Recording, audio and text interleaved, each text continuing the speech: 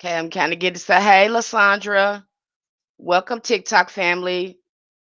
Welcome, YouTube family. I'm sorry, you guys, we're in a little late. I had a client I was working with this morning. Welcome, welcome, welcome. We got an interesting topic today. You guys have heard me talk about path working. We're diving in it again. Why am I talking about this again? And I'm probably going to talk about it again next month as we go into some of the ATRs and have this discussion. Okay. You guys in our community, you have gotten path working. You've looked over that. Hopefully, you have looked over that, and you're going to have this come up again because tomorrow you're going to get introduced to path working with angels. Hello, ethereal strength. Hello, hello. How you doing, beloved? You're going to get information with doing path working with angels. Meditations, going in, building those inner journeys. That's important. Ain't nothing gonna change on the outside of you if you ain't really to go on the inside of you. The magic happen on you. You are the magic. So I got to get you getting on the inside of you. Okay. For you beginners that's over there, this is a good topic for you because if you don't know what to do at your altar, this is what you should be doing. You should be getting somewhere, sitting down, closing your eyes, and going to the temple and the world within. This is what this all about. The initiates have did this all over. All over. You will see that the initiates do that. They're doing this in the occult. They have to go in and tap into their own inner worlds and start developing them. Okay. I know you think you just burn that little candle and you go on, but if you can't feel the magic and see the magic, why should it happen? Why should it happen? So today we're going to go into path working. Some people are calling it shamanic journeying. Some people are calling it creative visualization. Same. All say the same that when you go into this non-ordinary reality, again, you can make shifts and changes. You can go in and talk to your ancestors and get information. You saw that on Black Panther. That's path working. What he did on Black Panther, taking those herbs and stuff. Hey, Tina Cole. What he did on Black Panther, taking those herbs and things like that. I mean, yeah, he was taking those herbs, going into a meditative state. That's path working. Yeah, that's shamanic journeying. They put it right there in front of your face. Okay, he was going in and talking to his ancestors. That's how you can talk to your ancestors. And a lot of you saying, I'm not getting no message. I ain't getting no message. They ain't talking to me. Yes, they is. You won't sit, you won't get nowhere and be quiet. Most time when I'm talking to y'all, this is the smoking gun. This is the smoking gun. Most time when I talk to y'all and y'all telling me everything and I'm prying and trying to get you your practice and alignment, and I go to asking you what's going on, usually this is missing. And usually if this is missing, there's a lot of healing that needs to go on that's being skipped. You don't need to be picking up nothing sometimes. Probably just need to be getting somewhere sitting down healing. That's what needs to happen. So let's jump into path working so we can get familiar with it so you can see how effective and beneficial it is and why, this is being left out. You this is one of the things that's being left out. You're so focused on the candle doing everything, you think you ain't got to do nothing. Huh. I declare, yes, you do. Yes, ma'am. Yes, sir. Yes, you do. You got to do something on your side too. You got to do something on your side too. Okay? You have to. If you want something to work, you want spirit to move for you. This again has to be built. Inner worlds have to be built. If you want to see your reality to change, the reality on the inside of you has to change. That's why I recommend shadow work and removing blocks and things like that, because once you start doing this, you'll start realizing that you got some blocks there that you need to expand your consciousness on where that block is. There needs to be some expansion going on. Again, we're going to talk about this even more next month. We're going to talk about consciousness since everything is consciousness. We're going to talk about that and the options you have with altering your consciousness. But for right now, let's get on path working. And I don't know if that's going to come up in here, but here's a few notes that I have here that we're going to review when it comes to path working. Okay. If you guys have any questions, anything to add here, please add them. Okay. Welcome TikTok family. Welcome YouTube family. Very interesting topic we're having today. Path working, inner journeying into the mind. If your mind and stuff is not together, you ain't working on that. Going within, working on your third eye, really knowing how to use your third eye, knowing how to use your emotions, your frequency, your vibrations to visit other worlds or to move your work, then hey, you're missing out. You're at that altar that needs to be happening. Okay? So let's dive into this. Path working is one of the most ancient powerful forms of occult training, yet it is the only recent generations that this practice has become available outside the private circles of magical fraternities and mystery schools. Even within the Western esoteric traditions, the full value of path working has often been overlooked. Its potential for mental and spiritual development is immense. Yet its profound impact remains underrated and frequently misunderstood. To understand path working is to understand the hidden dimensions of the mind and invisible forces that shape both the inner and outer world. Okay, you don't know what your mind does until you start again working with your mind and your magic.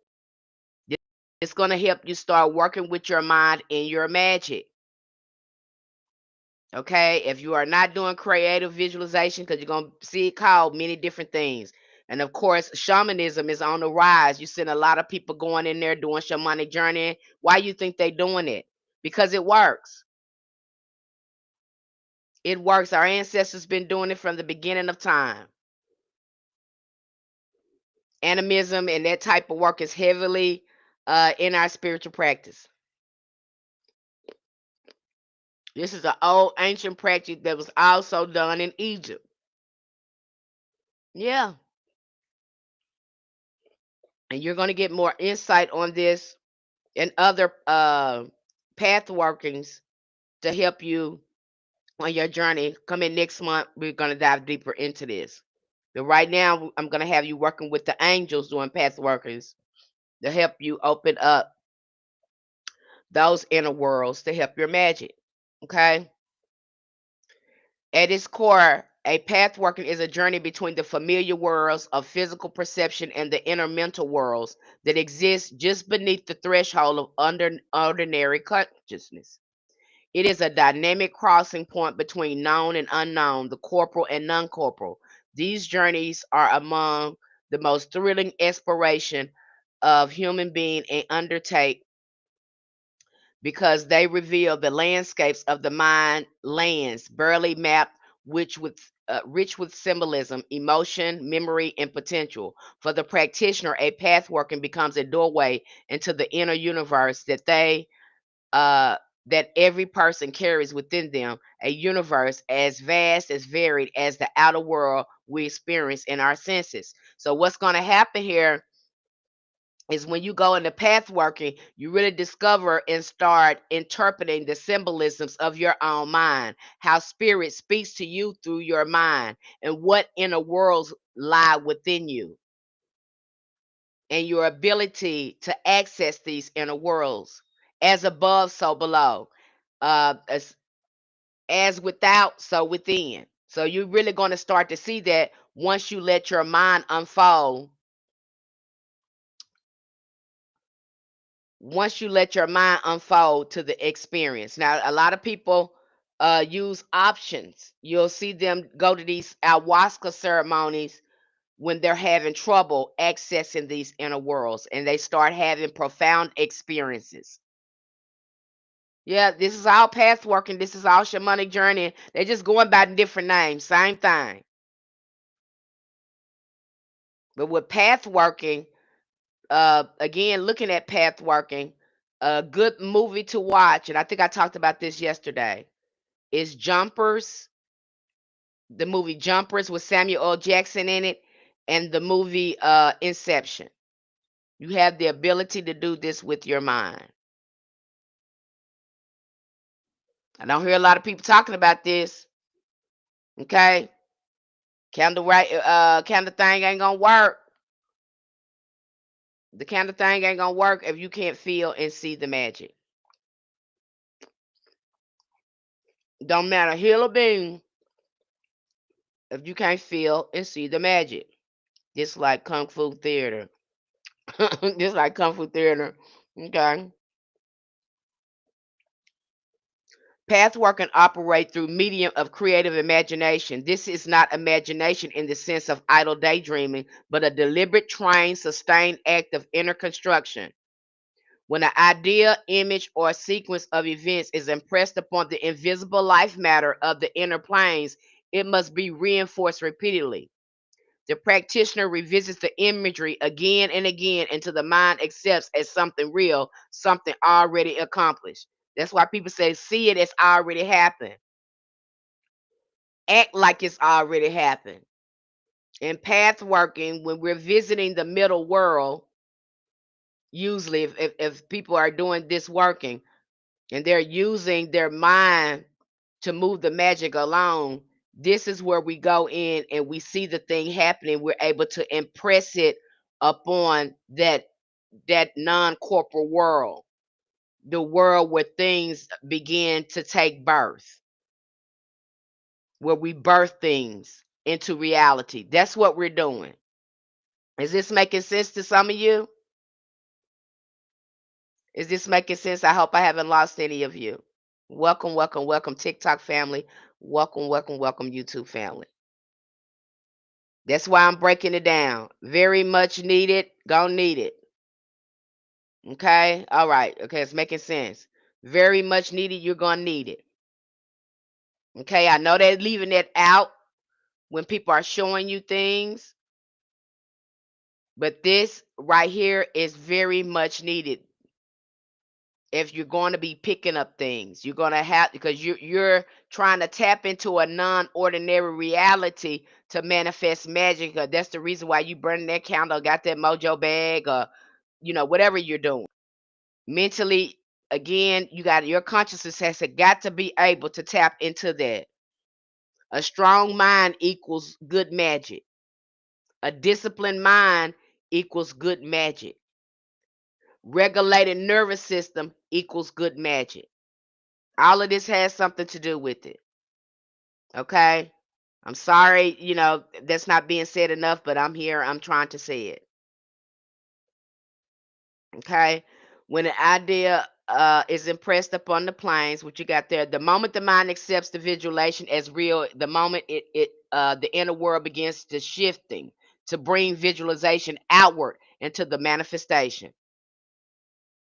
Like I said, if you believe that you can do it, you start visioning that you can do it, then you impress upon these elemental non-ordinary energies to help it manifest in the physical realm. Hey, Kosan, they are definitely leaving that out. Yep, they definitely leaving it out. That's what you're doing. If you can see, you can believe it. That's what needs to happen at your magic the minute that you start burning that candle. Do not walk away. You got work to do. Sit there at the altar and start seeing it manifest. Feel it, see it. Get in that reality where it's already happened and start acting in your creative visualization. Not observe it, but be in the movie. You are actor in the movie. Just like you would play those video games and y'all go in there doing stuff, shooting and all that other stuff in those video games. Now it's time to use your virtual reality up in here to manifest your magic. Don't walk away. You need to be sitting there. You want to strengthen your results. Okay. Once this inner acceptance happens, the practitioner must maintain pressure. Continue to reinforce the image because the process of manifestation has already begun. Okay, you're birthing it and you're bringing it there. You're already tapping into that mental, that sphere of non-ordinary reality where you can create and birth things. This is a very powerful, again, state of consciousness to be in. But you're not going to be able to tap into it if you ain't been working on your creative visualization and you have got poor emotional regulation or your nervous system is kind of shoddy. That's why they got to get you slowing down and being quiet and healing. Got to get you doing that. Okay? And start reaching those frequencies that you need to reach into. Get your mind operating right. Get all the clutter and all the guck and all the other stuff that's in there. Get that stuff out of there so we can tap into that magic. You have it. You have to throw some stuff away and heal in some areas, but it's there. Okay? It says here, the principle behind the magical creation is the inner world is the template from which the outer world is shaped. And see, these people, that's why I tell you, these people will fool you out here. You stop following people, because once you start looking, following spirit, and you see what's creating everything, you'll stop trusting everything you see with these eyes, and you'll start trusting what's in here. That's what needs to happen. That's what needs to happen. Because a lot of us are going by this right here. We're being flattered, and that's what's getting us, that's what's crossing us up. You ain't going by what your intuition is telling you and what you are feeling. You're going with what you see, and then you're letting people trigger your emotions and feed off your energy. That is how the feeding begins.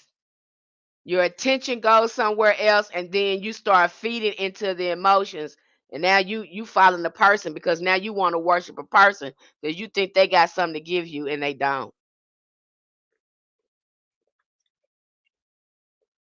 I hope you're following me. I try my best to help you as much as I can because I don't want to see that happen to you. I really don't. I try to offer as much as I can and to help you because I want to see you, tap into it. That's why I'm giving you the full scoop here, all the tea, so you can get it together for yourself. I want to see that for you. Okay? I'm not gonna come here and show you no little stuff, and I know it's more to it than that. And you deserve to know. You deserve to have full disclosure of this, so you know how it works. Ain't nobody just sitting up here. That's why I have to ask people. You think this magic? You do? Okay. All right. You think you ain't got to do nothing? You think you got you? No. Wrong answer. Okay, I'm gonna break it down to you and let you know what needs to be done.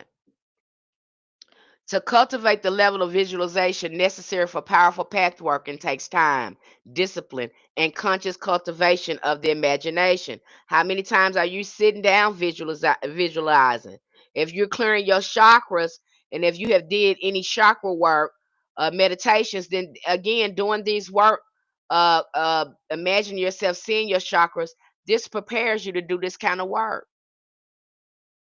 Even Reiki, when you're envisioning yourself with this ball of blue light or this light and seeing that light move through the body and heal the body, or just relying on the sensory in your hands to take you where you need to go to apply energy.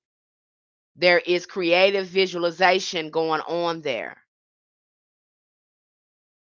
There's way you've been tapping into it.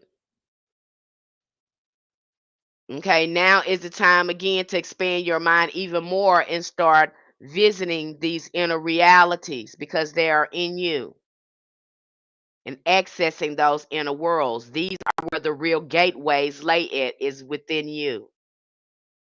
Okay, the mind must be fed with imagery from diverse sources such as art, literature, theater, films, museums, travel, and maps.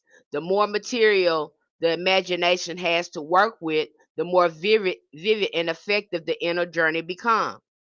In ancient mystery schools, students were trained rigorously to expand their mental imagery, emotion, and concentration, for it was well understood that all magic depends on the union of the imagination and the emotion. I'm not making this up. Now you keep on trying to do that with you. Anybody doing any work for you and they not telling you to do something on your end, you know, I have to question that. Something you need to be doing on your end. Okay. How you doing, Raquel? Hey, YouTube family. Hey, TikTok family. There's some work that you have to do on your end. Okay. They did this in ancient Egypt. They've always did this. Okay. And what the Freemasons tried to go in there and water it down and sanitize it, but then they had to go back to it because then you got chaos magic.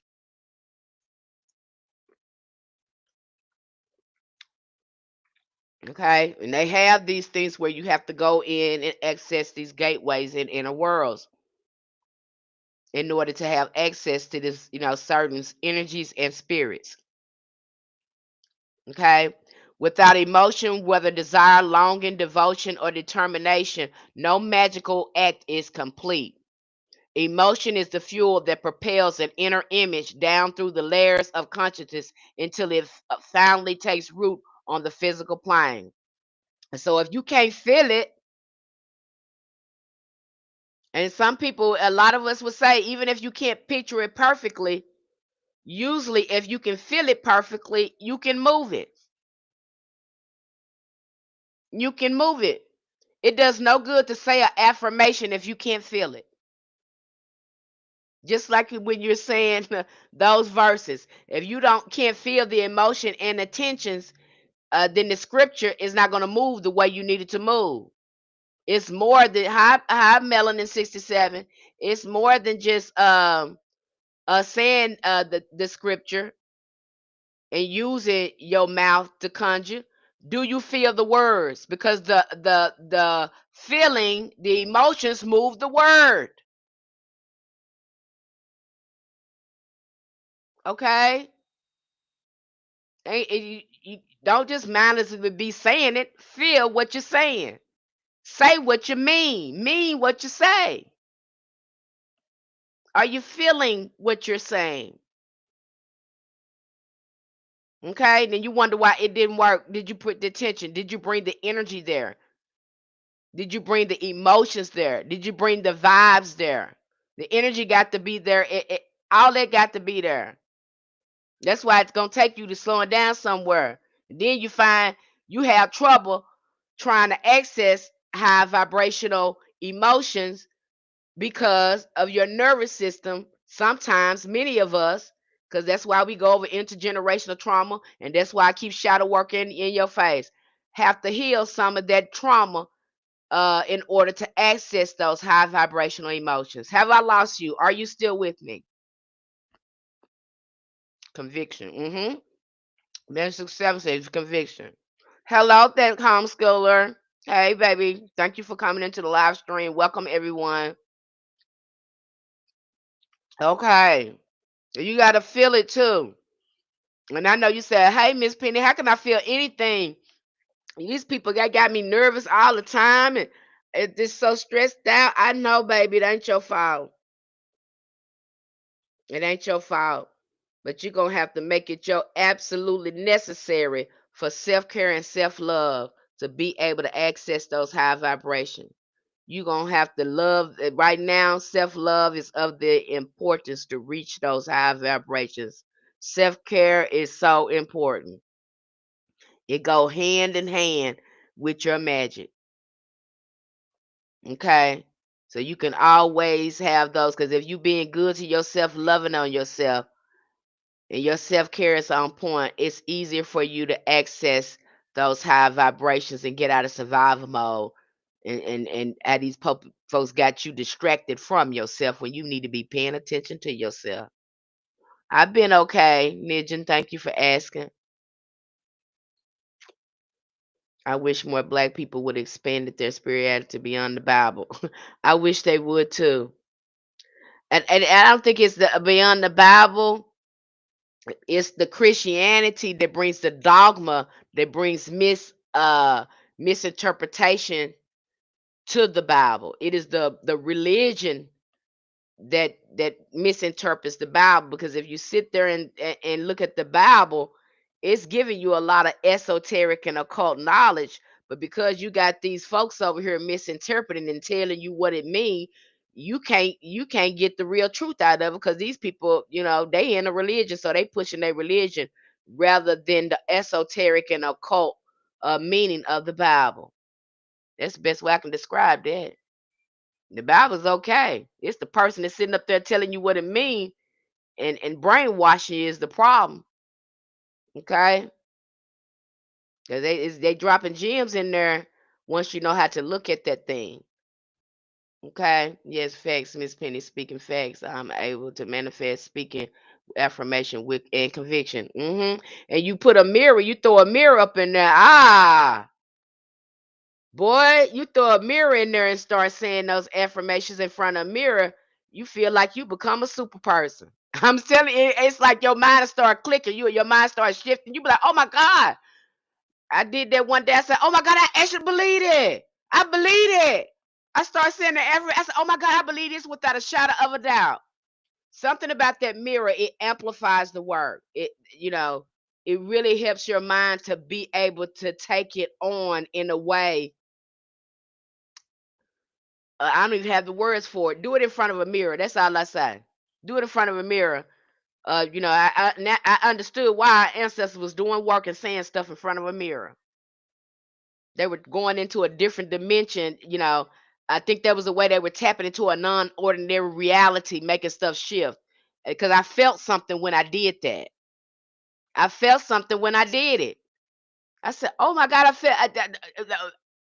felt a shift. I could see a shift." So I think that's why they use mirrors as well. Pat, I think that's why they was using mirrors to do their work and pray in front of it, because I think that's some kind of way they were tapping into that non-ordinary reality, into the astral realm, manifesting things. I think they figured something out with that mirror. That's just me, you guys, because of my experience with that and the other people's feedback on working with mirrors that way. That's what I think. Okay, but you draw your own conclusion. You try it. But I'm telling you, when you do that, you're gonna be like, oh my gosh, the shifts happens faster with the mirror. Especially if you're meaning it what you say and all that, you'll start seeing the shift happen real quick. I don't know about that. I just know a mirror, Raquel. Just try a mirror. I don't know how kind of effective you're gonna have one in the front and one in the back. I don't know how that's gonna work. But I do know standing in front of a mirror, you will see big shifts in your consciousness and your work if you're doing it in front of a mirror. I do know that. Okay. Pathworking operates on this exact principle. Imagination constructs the inner world, the inner journey. Emotion drives it. Intention shapes its outcome. Then these forces, A, B, and C, just like I said. That's why when people saying who do is magic, I be like, what? No, that is not right, because I had to do some work. I had to do A, B to get C. So what are you talking about? I had to put in where I had to actually slow down and set intentions and focus on this and be on top of this for me to see it in my reality. Okay? I always say our ancestors had more time than money. That's why they got a lot of work done. This thing works with time. It works with intentions. And whatever you spend your intentions at, that's the product you receive. I could break it down like that. Yeah, I don't know, honey, if one work before and after. I just know people. I've never seen nobody work with a mirror in front and behind them. Usually they're looking at the mirror. I don't know why you would want to put one behind you. I can't find a reason for that. Again, think about why you're doing it. Is that necessary? That's what I would be doing when I'm asking that question. What is the reason I'm putting something behind me? Really think about that, because everything is symbolic. So you want to be careful. That's why when we fold things in hoodoo, if you want something away from you, you fold it away from you. If you take something from the crossroad, you don't want to look behind you. You don't want to look back because you're leaving that there. I don't know if I would feel comfortable with putting a mirror behind me. What am I doing? Y'all want my reflection behind me? I don't know what that, I don't know what that symbolism mean. I think that would be counterproductive to the changes that I'm trying to make. That's just my opinion, but you may see that from a different perspective.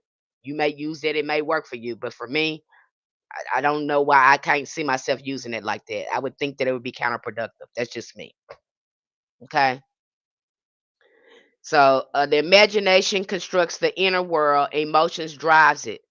When these forces converge, shaped by ritual structure, again, by ritual structure, that's why Miss Penny tell you to keep doing your ritual, keep doing your ritual. Even when you're calling that archangel, if you're calling that saint, again, we need to be doing some creative visualization. You'll be surprised uh, how these spirits show up in path working.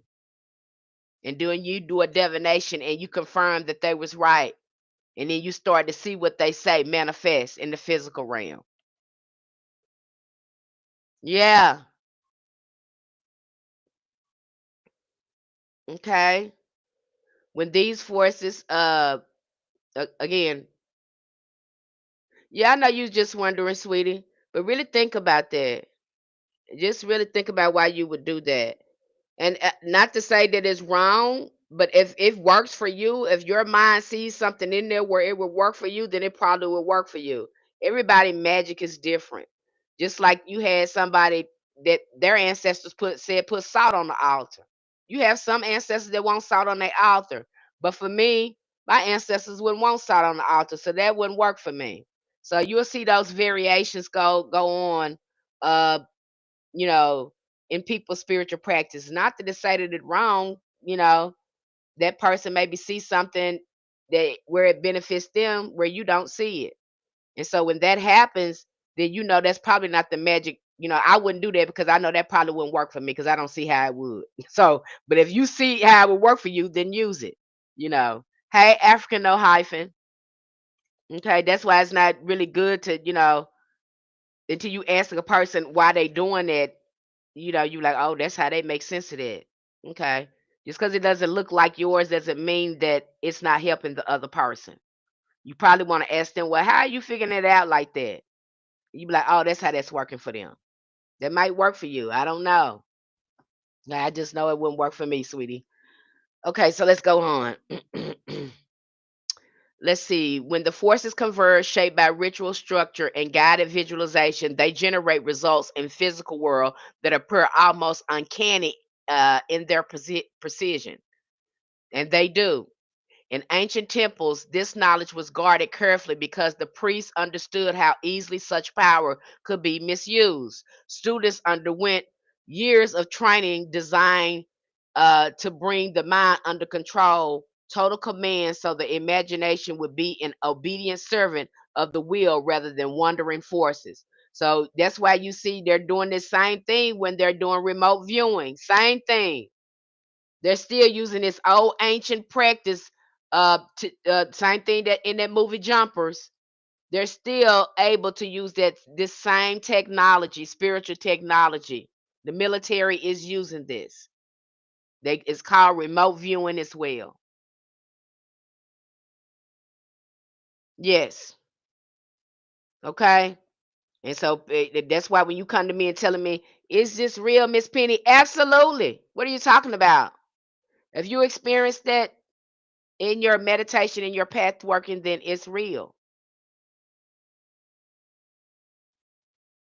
Okay, if that's what your imagination, I got to get you to seeing that. That's why they telling you that it's so important as a child. And then we grow up, they tell, oh, that's just fantasy. No, you better keep that, because that's your magic. Never let anyone, mess with that. That's why you have a lot of people that do this kind of work. They live in the non-ordinary reality, especially when you're going in talking about people that are magical, the people that practice obia and all that. Them people live away from people,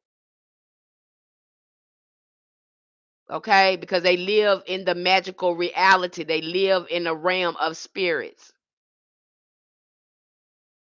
and most of them people are not gonna be here showing you nothing.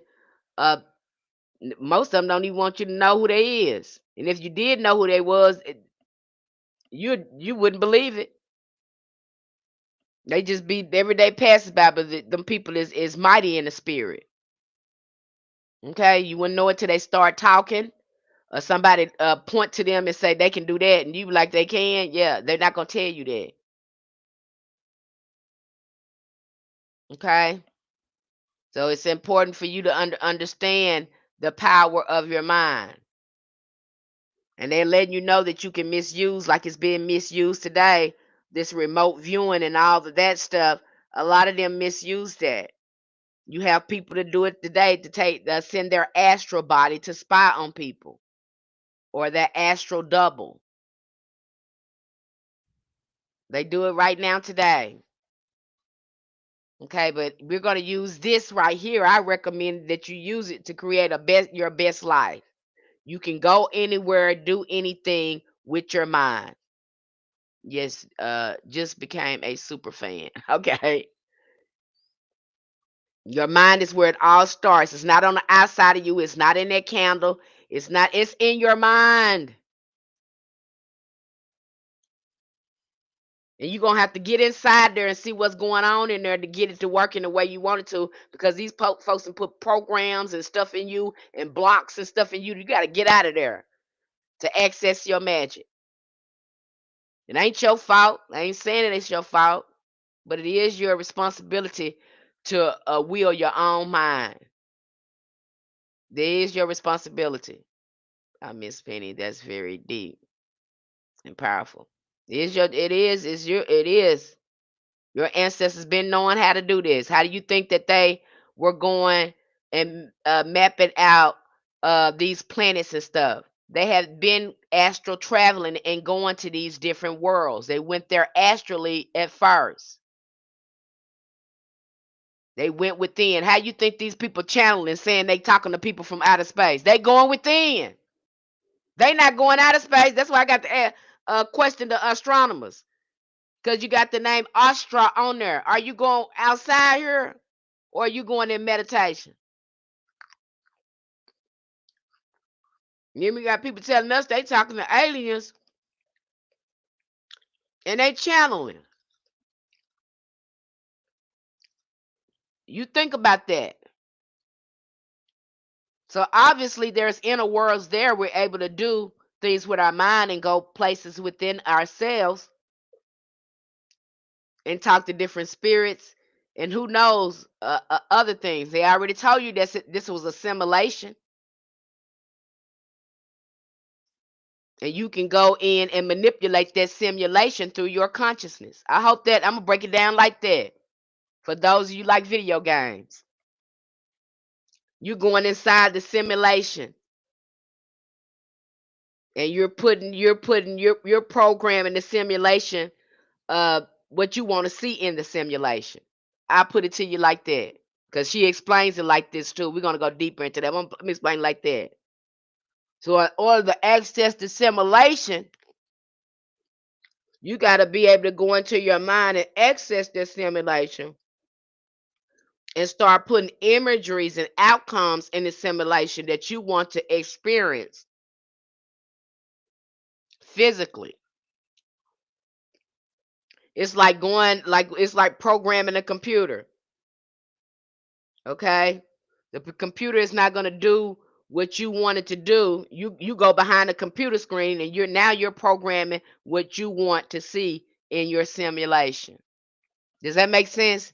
Is that a better breakdown of that? Because I like to break it down so you have nobody can come make no fool out of you. You understand what I'm saying. And I'm not speaking in a way where you can be confused. So I hope you're not confused. Okay. Do you get what I'm saying? You are, again, you become the programmer now. You're no longer letting anybody else program your mind. You're programming what you want to see. You're creating that inner world. That's what happens with path working. That's why I have it in front of your face, and you're gonna see it again. If you don't know what to do with your altar, your magic is not moving the way you need to do. That's why I say get somewhere and sit down, get to focusing. Start accessing in the world. Go within to that simulation and experience your magic. Go ahead and start impressing it and creating it in the simulation. Keep doing it. Keep feeling it. It's another thing to see it. But again, the emotions, that's why they call it motion. Motion is moving, it's moving, it's moving. It's letting you know it's moving. The motion moves the magic, makes the simulation again manifest in the physical reality. So you need to feel it too. That's why you're gonna hear me keep telling you, slow down, slow down, slow down. People got you thinking that this something you pop in the microwave and it happen fast and everything. No. And matter of fact, when you start slowing down, you start to live in your magical reality, and time begins to bend for you and work for you. It'll trip you out when you see it. You find yourself having a lot of time, and everything is always on time. I know.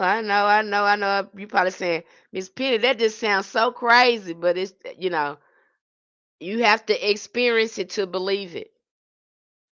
I was when I somebody told me that too. I thought it was crazy too until I start putting in my work, and now experience is real. Living a total different time. It's like you're in a time warp. Okay, that's how it's gonna feel when you're slowing down. The roots of pathworking stretch far back into antiquity. The Egyptians and later Greeks used inner journeys as memory tools through methods known as locus or place. The idea was to construct a inner environment, a palace, a temple, a garden in which information could be stored and later retrieved. And so you have some people go inside and they will build a whole landscape of pathworking within themselves, and they can go in there and start accessing their magic. Now, this is what a lot of the Freemasons do, because again, you have them too trying to sanitize magic and remove the tools and just use their mind. Okay, you have that going on too with the Freemasonry, because again, what Freemason do is they are able to they know how to uh, again work with their mind and work with thought forms. They mastered it up in there. Okay, hi, Mama. Can you please tell me more about the hexes and curses? No, not talking about hexes and curses. I don't know why you want to talk about that. I'm sorry, but I'm not going to talk about hexes and curses. Okay, that's that, and I'm very, I see a lot of that going on here, and people giving free information to put hexes on people,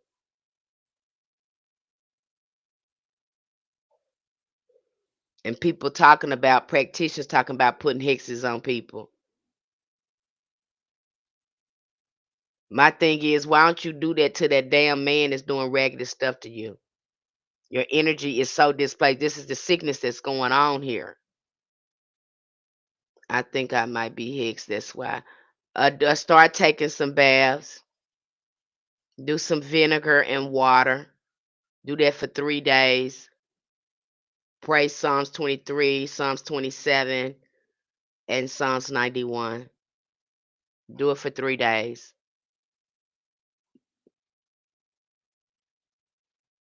If you book a reading with me, I give you some more work to do. But For that, that should start dissipating some things if you do it and stay consistent with it. If that's what you think that's going on.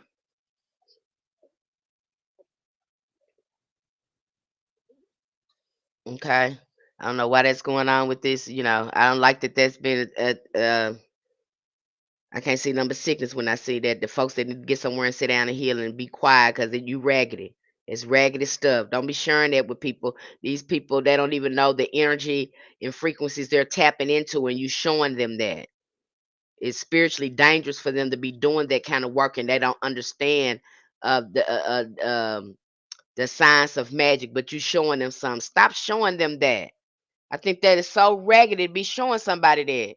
These folks don't even know how to heal themselves. They don't even know that they need to heal. They don't even know that they got wounds in places and they mind sick. They don't even know this. And you're going to give them something like that. They don't even know nothing about themselves, but you're going to give them something like that. You're going to share something like that. I mean,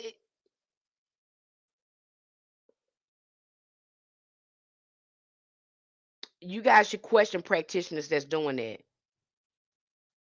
Okay, showing you how to, especially if you don't know nothing. Because I'm telling you now, most of this magic that people are be working, you are working with a spirit. I don't know nobody who's picking up a magic something magical and ain't working with no spirit. Our way.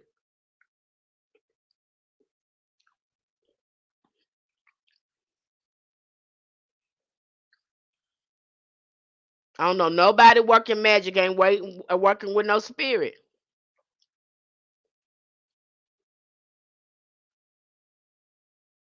And if you is doing it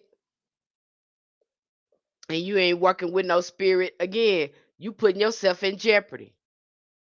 You ain't got no protection. You ain't got nothing. You just doing something somebody told you to do. And you gonna cross yourself up and think somebody cursed you when really you doing some stuff you ain't got no business doing. A lot of us ain't cursed. A lot of us crossing ourselves up saying we like this, we doing this, but we really doing something else and we ain't aligned up with what we say we is. And so we cross ourselves up. That's what pretending and faking and all that stuff gets you. And you cross yourself up and you think somebody to curse you. No, ain't nobody curse you. Ain't nobody got to do that because you do a good job of crossing yourself up, being mean to people. But you say you're nice and sweet and all this stuff. You want all this good stuff to happen to you, but you keep doing raggedy stuff.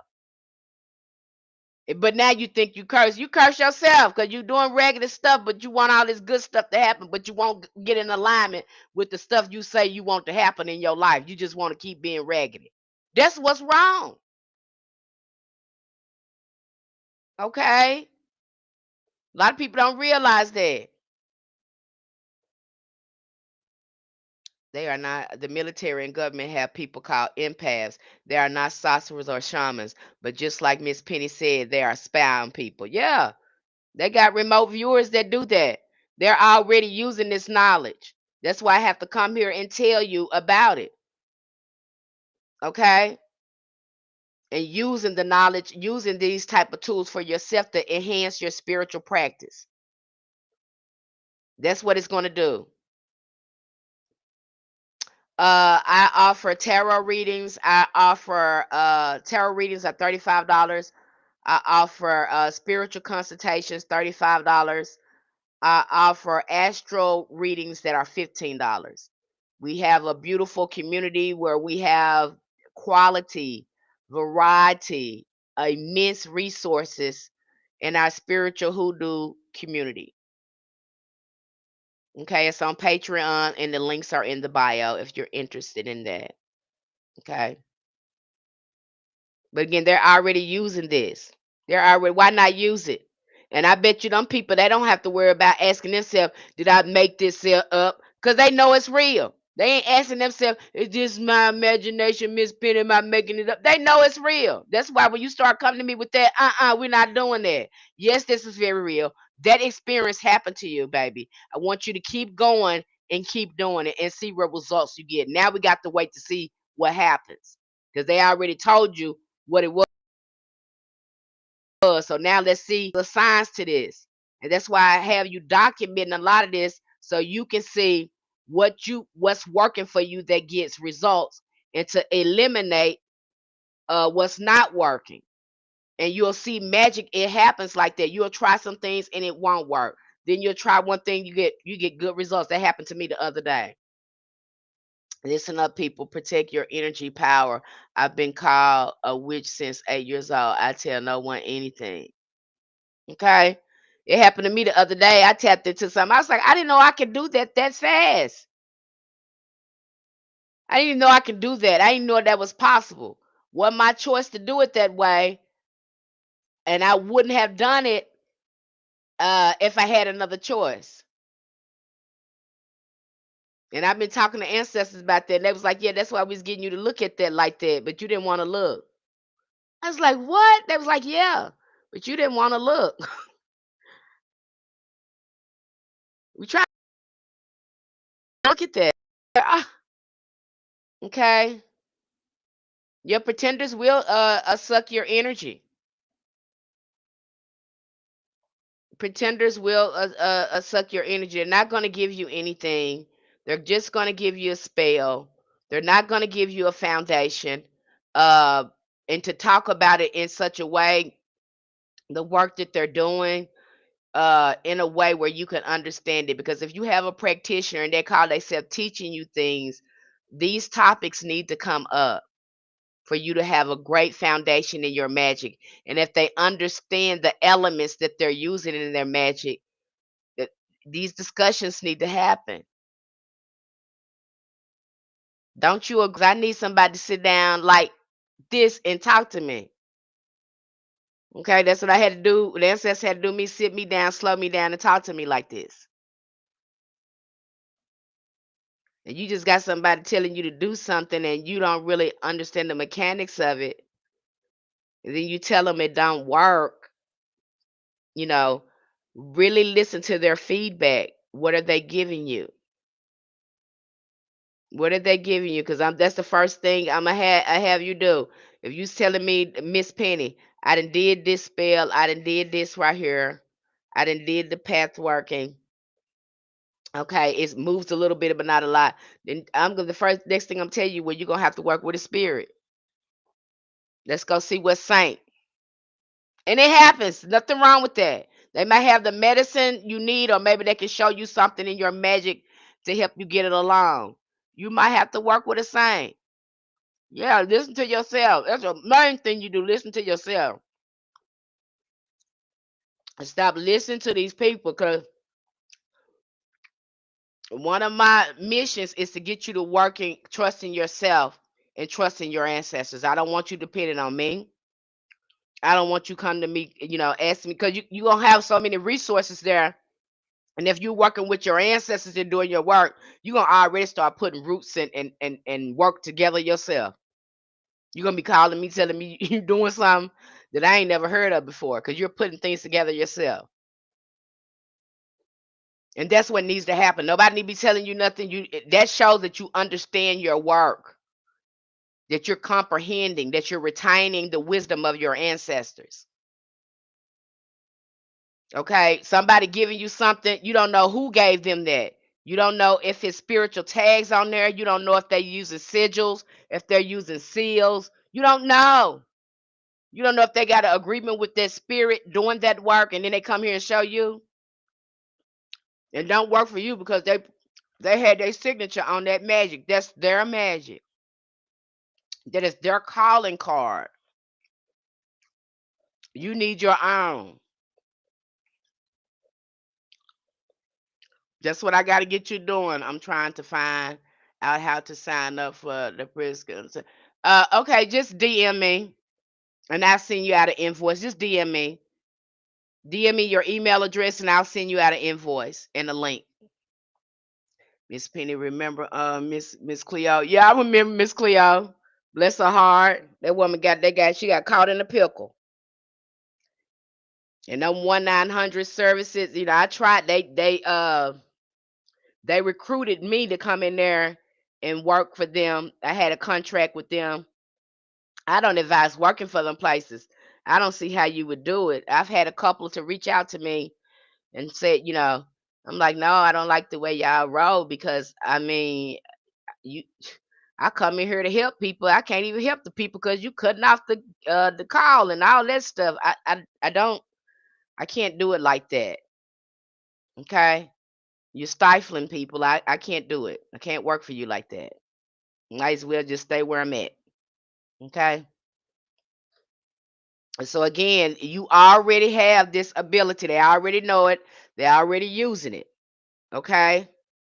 The mental filing system became the basis for many magical philosophical training systems. But beyond the memory, these inner places became living landscapes where the practitioner could meet guides, confront fears, receive teachings, and or enact transformations that were impossible on the physical plane. So they were going into these again these alternate realities. Now you can see that too with some of the prophets, especially when he said, I seen a wheel within the wheel and all that.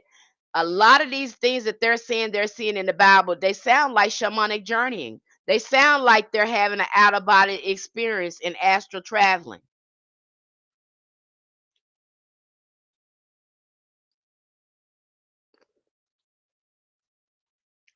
That's what they sound like. They're having a mystical, again, altered state of consciousness experience. And I think that's what's happening in a lot of the passages. We're taking it, a lot of it as literal, when really this is these people experience in a non-ordinary reality that they are recording. Okay, Nurse Mac.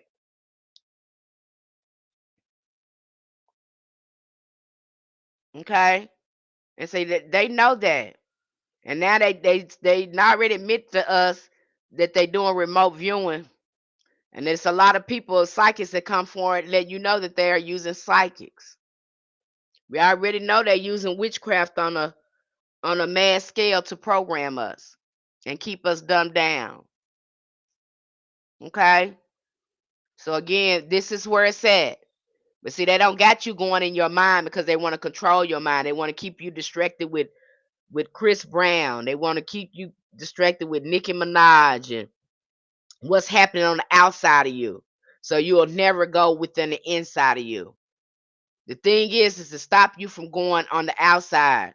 I talked about the other day why some of our ancestors mad at that TV. They did not like no TV. They was mad about them TVs. They said, that's gonna mess y'all up. And we was like, no, it's education. They was like, no, it's not. And a lot of us can't, uh, because of the TV, we probably have a hard time trying to clearly visualize things. And so your ancestors might have you turning off your TV, going outside, and getting off social media to start trying to really, you ain't doing nothing but repairing your third eye, because that's what they do. They mess up your inner vision when they do that.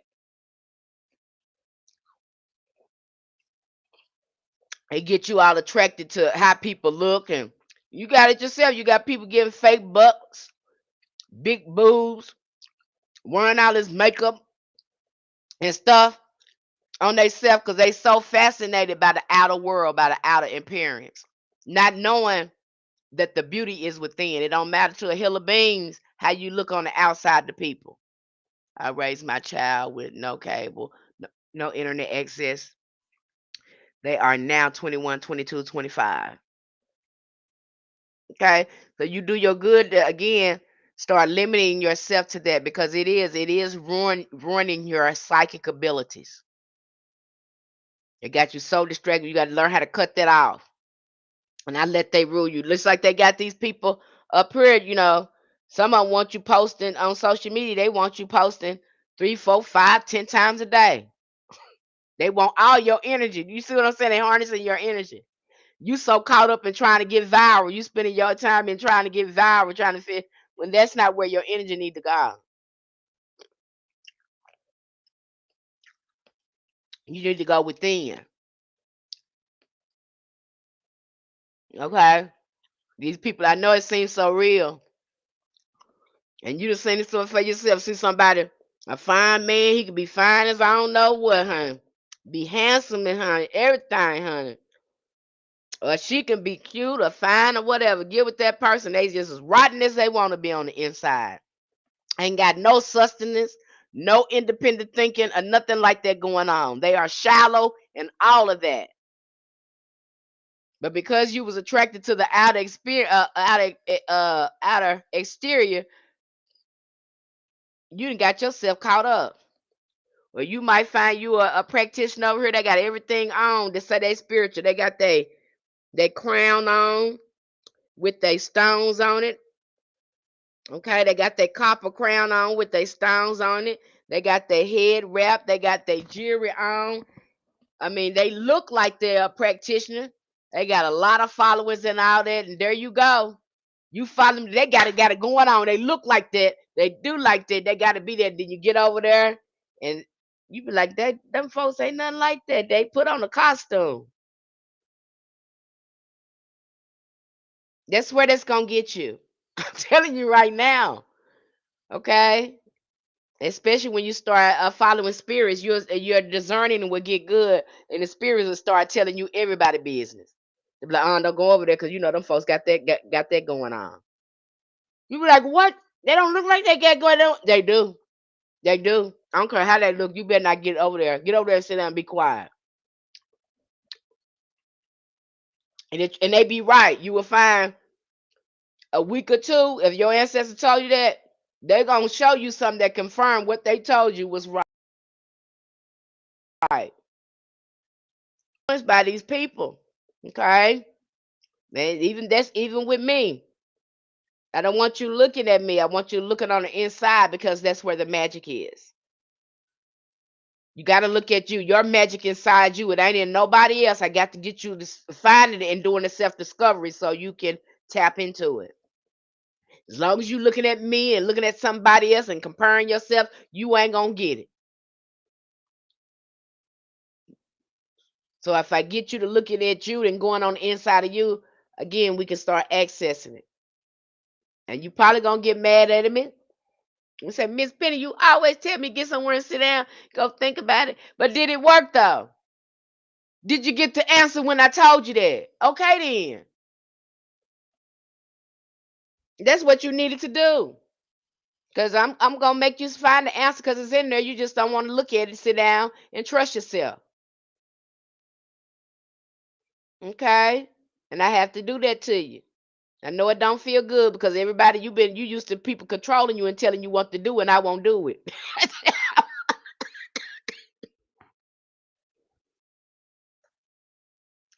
That's what's happened there. You used to be controlling you, telling you what to do, and then when I won't do it, you get mad, upset at me. Then you got to get ask yourself, why I want to tell me what to do with my life? Why I want to tell why? When you hear the ancestors in your voice, sometimes you can. Sometimes you can. You might hear them as your voice. But then ask yourself, is that your thought? Where did that thought come from? Because usually these thoughts come out of nowhere. They don't be our own thoughts. So you know it's them because there's no possible way that something like that would enter your mind. But it sounds like your voice sometimes. Okay. One of the most striking historical accounts of ancient description of the priestly rites performed for the dying. I thought this was very interesting, and it helped me. When I saw this, I was like, I wonder, is this what doulas do? Do some doulas do this?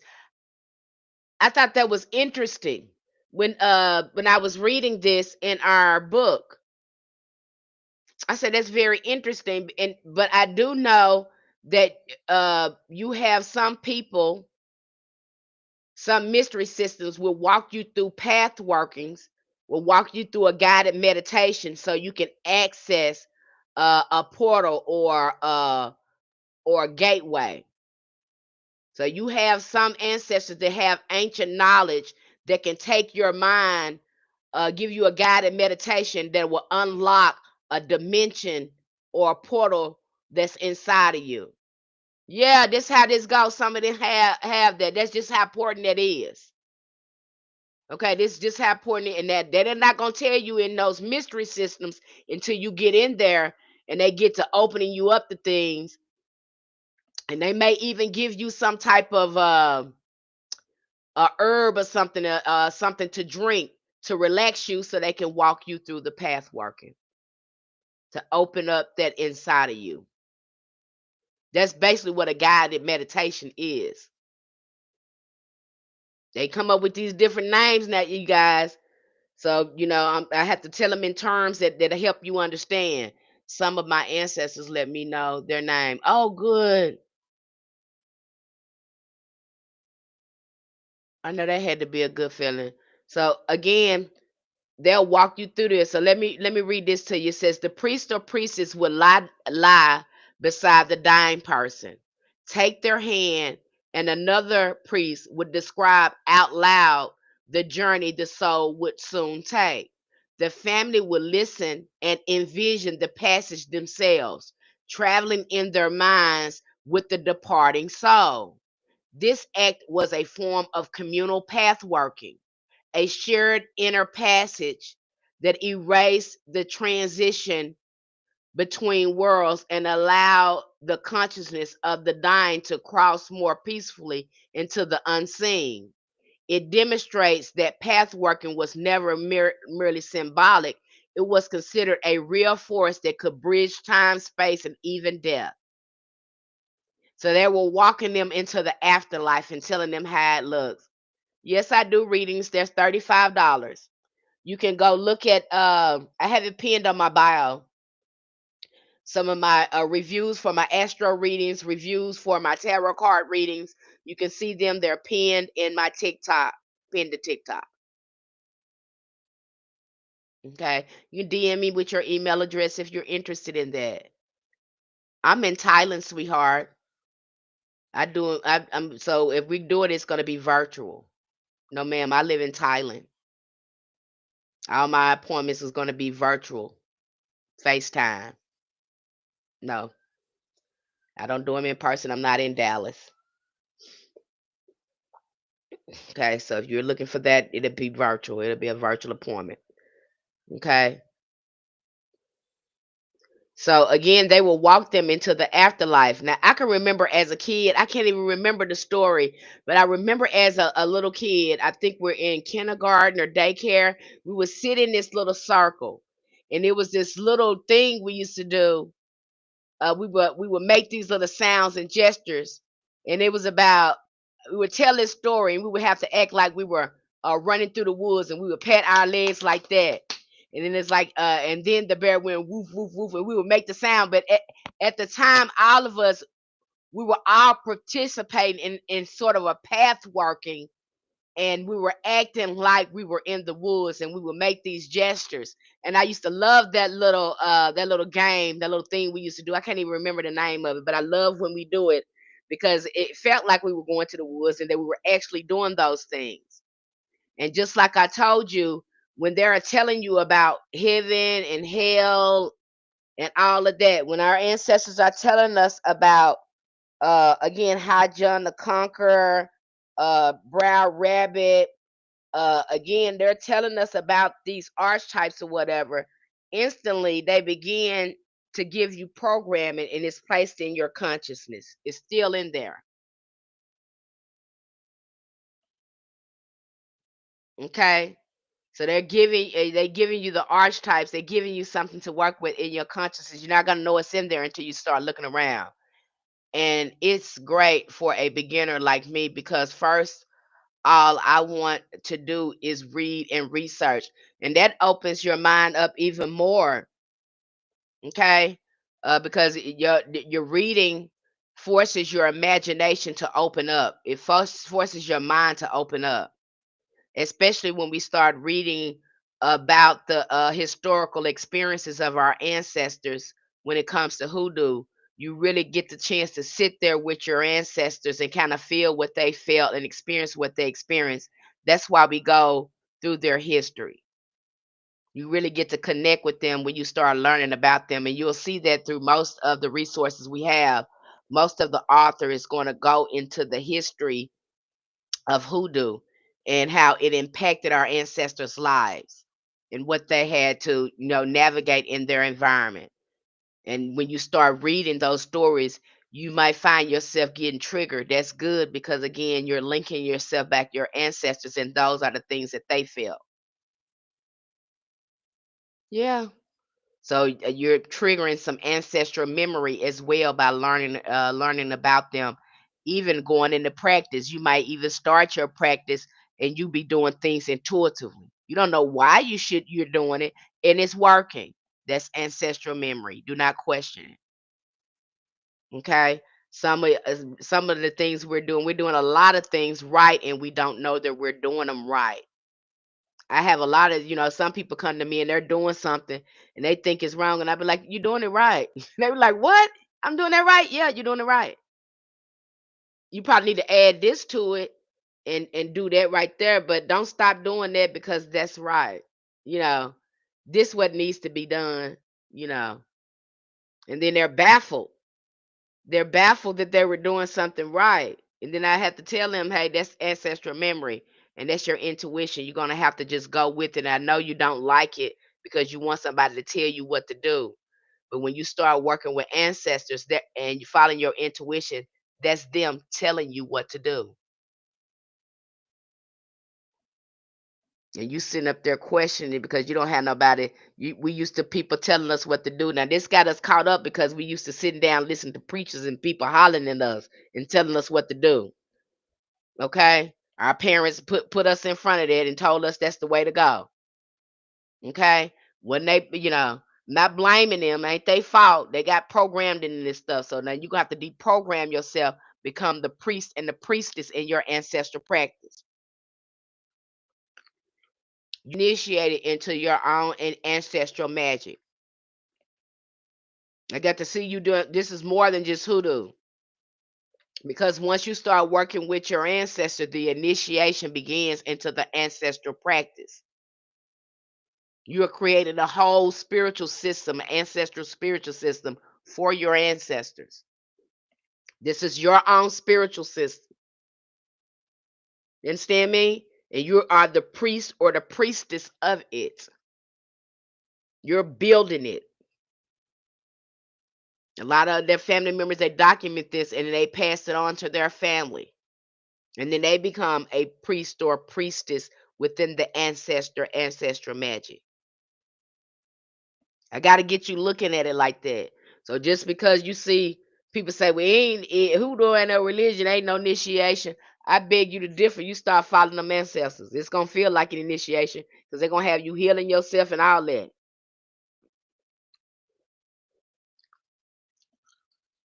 They're gonna be putting tests in front of you. It's gonna feel like That's when you look up and say, "Where the hell am I at? What do I do?" They just be watching. They already know that you're gonna do the right thing. Okay, so they gotta test you. This starts with the $5 membership. Yep, you can do the $5 membership. You can do the $10 one. You can do the $20 one. Depends on where you at on your journey. But if you're not ready to do anything. eh, that $5 membership, I recommend that. If you're ready to do something, you're ready to get ritual, you ready to dive into magic, you ready, to learn more about your ancestors, then I recommend the $10 tier. If you already been doing rituals or whatever, and you ready to work with spirits, high stepper, big stepper, you think you got that in you, then you can get in the conjure membership. You say, Miss Penny, I don't know anything. I haven't been doing any healing. I need help with shadow work. I need help with healing. I don't know anything, but I want to know everything and I want to do everything I need to develop myself. Then you'll want to go in the Know Thyself membership. That's $33. You get everything and all the resources. What we have to become to be the priestess. Again, follow your ancestors. Develop yourself. Do the healing because the magic is not going to get better until you do that. The shadow work begins. The priest and priestess uh, does the alchemy work to transform themselves. They do the inner work. That's where the alchemy starts with the shadow work. They calling it by different names, but all this work together. All this work, and I'm breaking it down so to help you understand new on this journey. Okay, so it all works together. Ain't nothing. The alchemy, no transformation happens on the inside of you. How you want something else to change? If you still raggedy and you doing raggedy stuff, but you want all these blessings, how that's gonna happen? Ain't no transformation happen. There's no new energy, no vibrational energy inside you to help you do that shift. How that's gonna happen? And some people hiring people to do this kind of work, and it's probably not happening because of this. And you got this practitioners doing this work for you, and they probably should have gave you some work to do on your own. I have an altar for my deceased mom, but I need to do the shadow work. Yes, I can go into that. I have a lot of questions when people start putting family members on their altar. You know, I would invite you to ask yourself, how was y'all relationship? Was your mother healthy? Did she struggle before she passed away? Have she come to you yet since you set that up and said that she want to work with you like that? You know, so those are the things I invite you to ask yourself those questions, and that's going to let you know whether or not she's, have the strength or healthy enough for you to be working with right now. If not, then I recommend that you work with your most highly elevated, beloved ancestors, known and unknown. You don't have to know their name; they know you. I've seen people have a lot of big shifts in their work when they do that, and just pray for your mother's elevation until she comes to you to work with you. But if she's come to you to work with you or whatever, you might be already she's probably already initiating you into the practice, and you probably just need to start building it and a little guidance. I just had somebody come to me. Ain't that something? I just had somebody that gave somebody a reading for the same thing. It's like I'm giving a reading all over here in this chat. My mom and I were very close. I hear her. Okay, so if that's the thing that's going on, it sounds like the initiation process has already happened. I would get over there in the ritual membership so we can give you more, you know, perfect your rituals so you can start doing a lot of shifting, raising your vibration, and start doing some more spiritual development. Because we want to again increase your psychic experiences and heighten your sensory so you can, work with these spirits successfully and start seeing your magic manifest. That's what I would recommend. Because you that's if that's happening already and you already got it on there, rituals need to amp up so your psychic energy can get more stronger. You'll learn spiritual baths, learn about psychic protection, learning how to work with archangels, learning how to work with saints, learning how to work with your ancestors more effectively when it comes to magic, how to petition them, how to work with them. So you are learning a variety of things and rituals to do with your ancestors as well. So you really going to gain more rituals and more exercises and things to do with your ancestors. So you'll get all the information. I think the ritual is good for that for beginners. If you're interested in root work and candles and things like that, I think that's a good membership. Most highly beloved elevated ancestors, known and unknown. Yep. Because some of them know you and don't. And you don't know them. And that's perfectly fine. They still know you. They're gonna work with you. Okay? So that doesn't matter if you don't know all of them. They know you. Okay? But I can give more insight about that if you were to get a reading. I'm just guessing here. I'm just guessing. But if you were to get a reading, I probably could give you more insight. Or get over there in our community. And you'll probably, you'll see the results yourself if you just follow the guidance I just gave you. I've given people this guidance to amp up their rituals, and it's people getting in my box talking about the angel came in my dream. Miss Penny, this happened. happen. I said, that's what's supposed to happen. Are you? I'm not gonna tell you to do nothing. I want you to get results. Okay, I'm gonna tell you everything where you get results. So if you scared of spirits and stuff over here, don't come over here with me because that's where I'm gonna put you. That's where I'm gonna put you. So if you scared to work with spirits and stuff, and you talking about you want to talk to your ancestors and all that stuff, that's where I'm gonna put you. I'm gonna make sure you have some spiritual contact. So if you scared of that, that's not what you want. Don't come over here because that's what I'm gonna give you. I'm going to start with the basic membership to strengthen my foundation. Okay, go ahead. Okay, you'll get a lot of books over there with that one. You're not gonna get any lectures. You'll just get books. You'll get an article and a book. So that's what you'll get. That's something good to start with to start educating yourself. Okay. But that's what I'm gonna give you, don't because that's what I'm gonna give you. I want you to see results. I'm not gonna give you no magic or not, I know you're gonna get results with what I get you, and once you get those results, then you can start putting together your magic. It's gonna work because now you got some spiritual allies that's gonna help you in your magic, and that's what you need. Ain't gonna do me no good to show you no magic and you ain't got no spiritual allies. You need to be making friends in the spiritual realm because that's where you're gonna get stuff moving. Okay, Serenity. I'll check my DM in a minute. I need the education first. Okay, but you'll definitely get a lot of resources over there when it comes to that. Okay, you'll have access to a lot of resources. All right, so that's what needs to happen. You don't need to be learning no spell. You ain't got no spiritual help. So who gonna help you do it? Okay, who gonna help you do it? And you ain't talking to them ancestors consistently and doing no path working and divination with them. Are they helping you? Did you ask them to help you? Do they want you doing that? And like I told somebody, sometimes your ancestors don't want to do that particular magic with you because they're doing something else. Something that you can't even wrap your head around. So don't even ask them because if they was explaining to you, you wouldn't get it. So they'll have you working with another spirit or angel because they got the medicine that you need and they can help you in your development. Sometimes that happens. Not that they're not helping you, they're helping you with something else that you don't even understand how they helping you.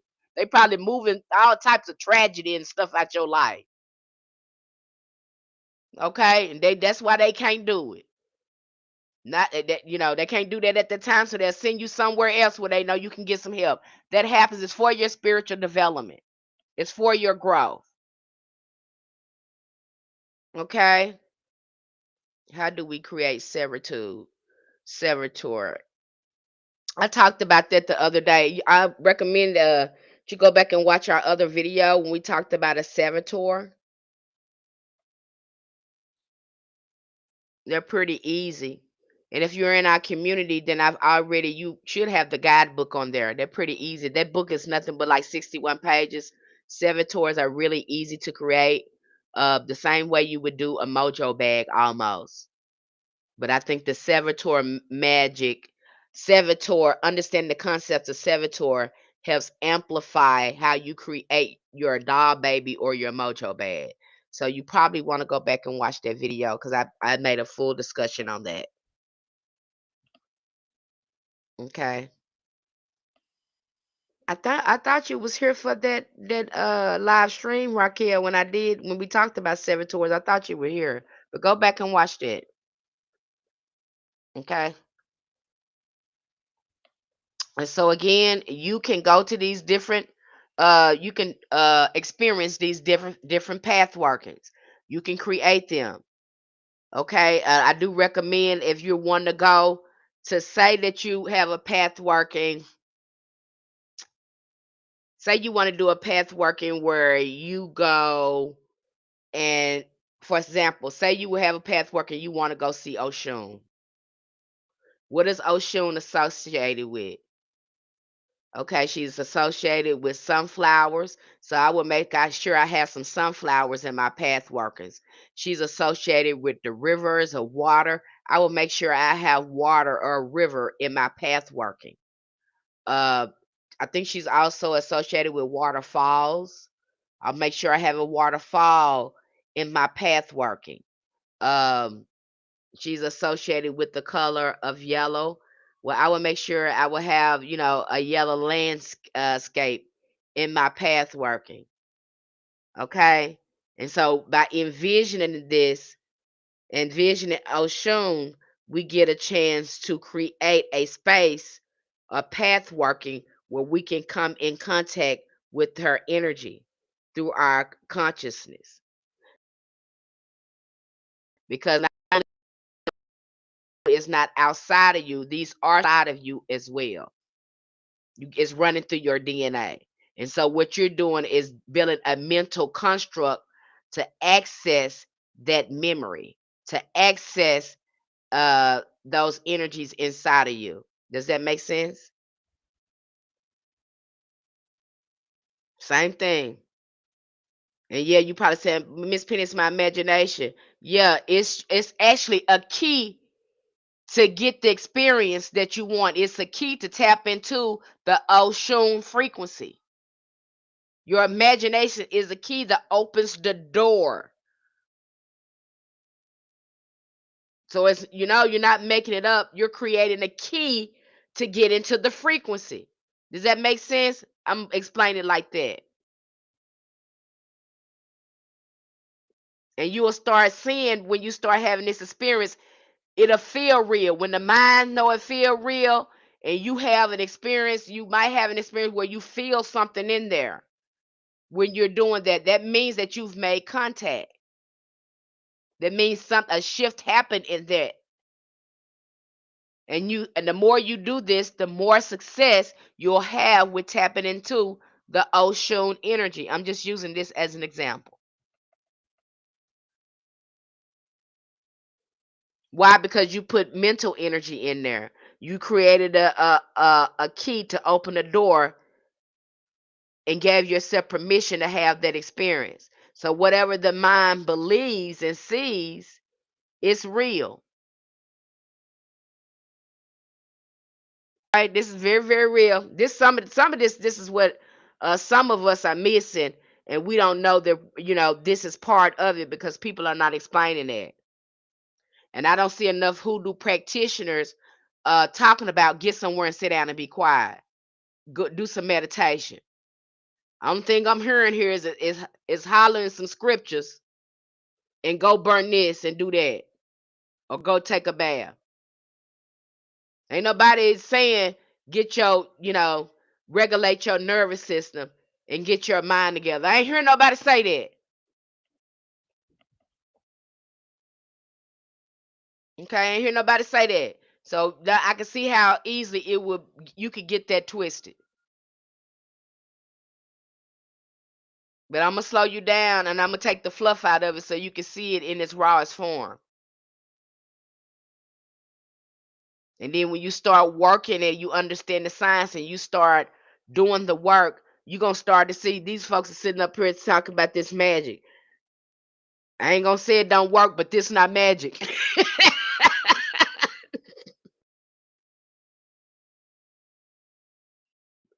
That's probably what you gonna say. I ain't gonna say it don't work. It absolutely work, but this ain't magic like these folks are saying it is.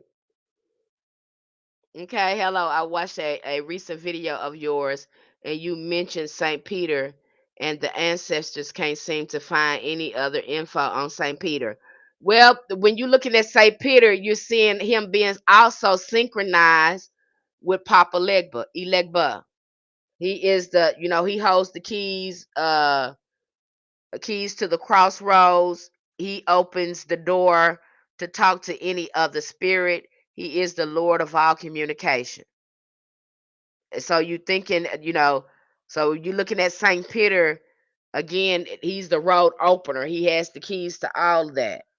He has to open the gate to open the road for you to go through it. Do we talk about Saint Peter over there? Do I have some? I don't even know if I gave y'all. I think we do. And you're getting ready to get some more awesome information on working with saints. I can't wait to give that to y'all because that's really gonna take y'all work with saints on to another level with this resource because you get a really resource where you can you can go to one resource and find all the sites listed there. So I can't wait to provide you with that book. But I would say, do your research because it is a lot of information out there on St. Peter. And St. Peter has been synchronized with voodoo and some Orisha deities. So there is, and then we covered, yeah, we covered hoodoo saints the other day, and I think St. Peter was up in there. So there is a lot of information in there. He's really big in the hoodoo and voodoo community. So you get a chance to study the synchronization of him as well. Stop the internal dialogue. What does that mean, Julius Caesar? Internal dialogue. I worry about people that don't have an internal dialogue because what's happening there? Because if you don't have an internal dialogue, you don't have a conscious. I feel like you can't really think about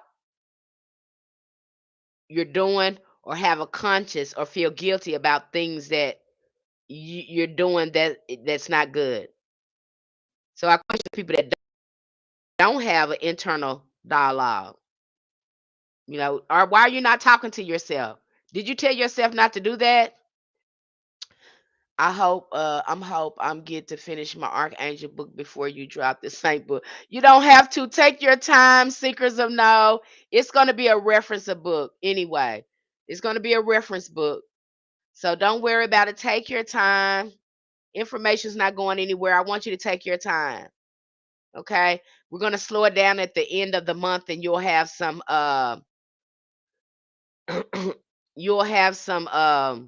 audio books to listen to or some presentations. I think I'm going to be giving you guys, a lot of presentations with the book, the writer author presentations with the books next month as well to give you a greater comprehension. You can listen to the author talk about some of their books. So I'm going to be presenting that as well. I'm a slow reader. If there's an audio book there, take the audio route. You can also download. They have a free reader app where you can use a reader app too. I advise you to use reader apps and things like that. It helps me. I had to retrain my mind when I start getting into this. So instead of listening to the radio, I just put myself on a full diet on what I was exposing my mind my mind and eyes to. And so with me, instead of getting in my car or going somewhere listening to music, I would instantly start listening to audiobooks. Again, start taking it in. I would play them as I clean the house or whatever. I have the book going so I can retain the information and it helped me. And sometimes I play the book again. So I think it comes in handy when you're trying to comprehend information and you're trying to absorb information like that. I think audio books comes in handy for that. So you probably want to try one of those. I recommend it because there is a lot of information. And if you anything like me, I'm greedy. I hoard knowledge. I'm a hoarder of knowledge. My face is always in something. My mind is always pondering something. I never stop philosophizing. It's just it is nerdy and sometimes become annoying. You know, luckily I have you guys here to listen to me because it's to the outside world, the people that sleep, it's annoying. So it's hard to find somebody who likes these rantings. It's hard to find somebody who like these rantings, and you guys like some of my ranting.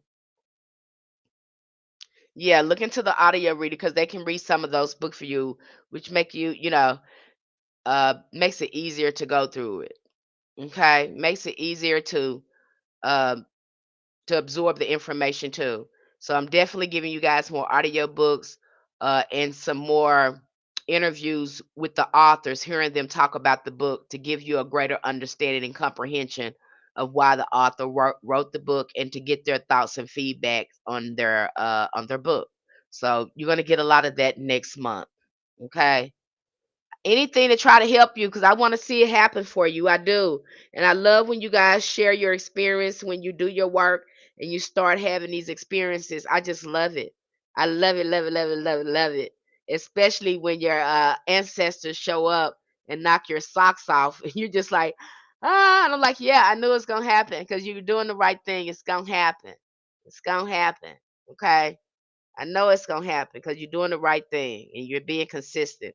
Consistency yields results.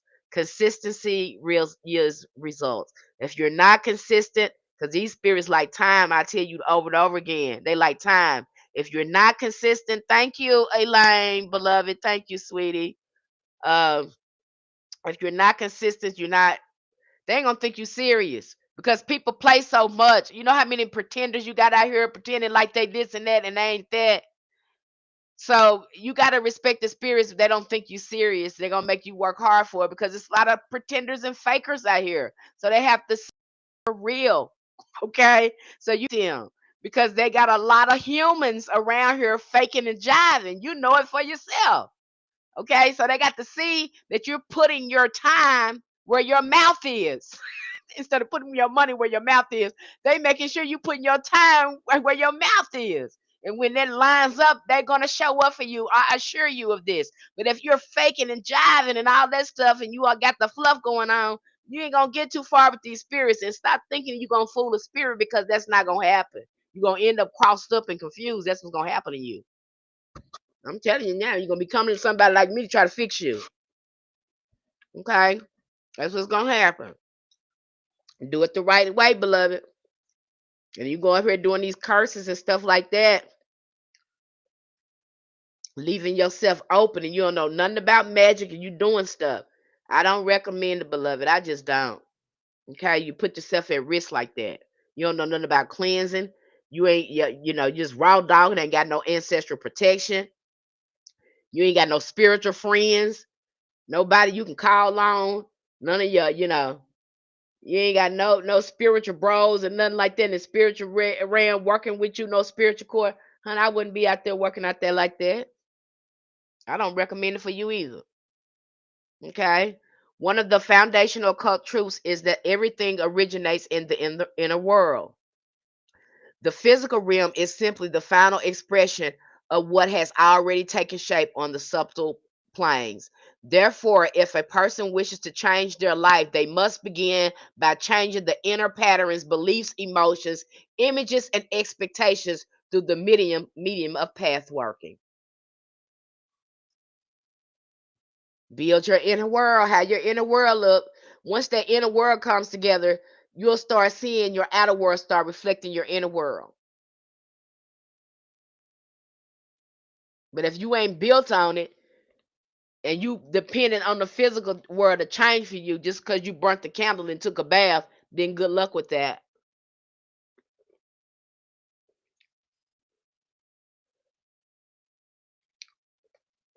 The alchemy got to happen within you. You are the creator, you are the God, you are the generator. The magic is coming from you. You're the motor to the magic.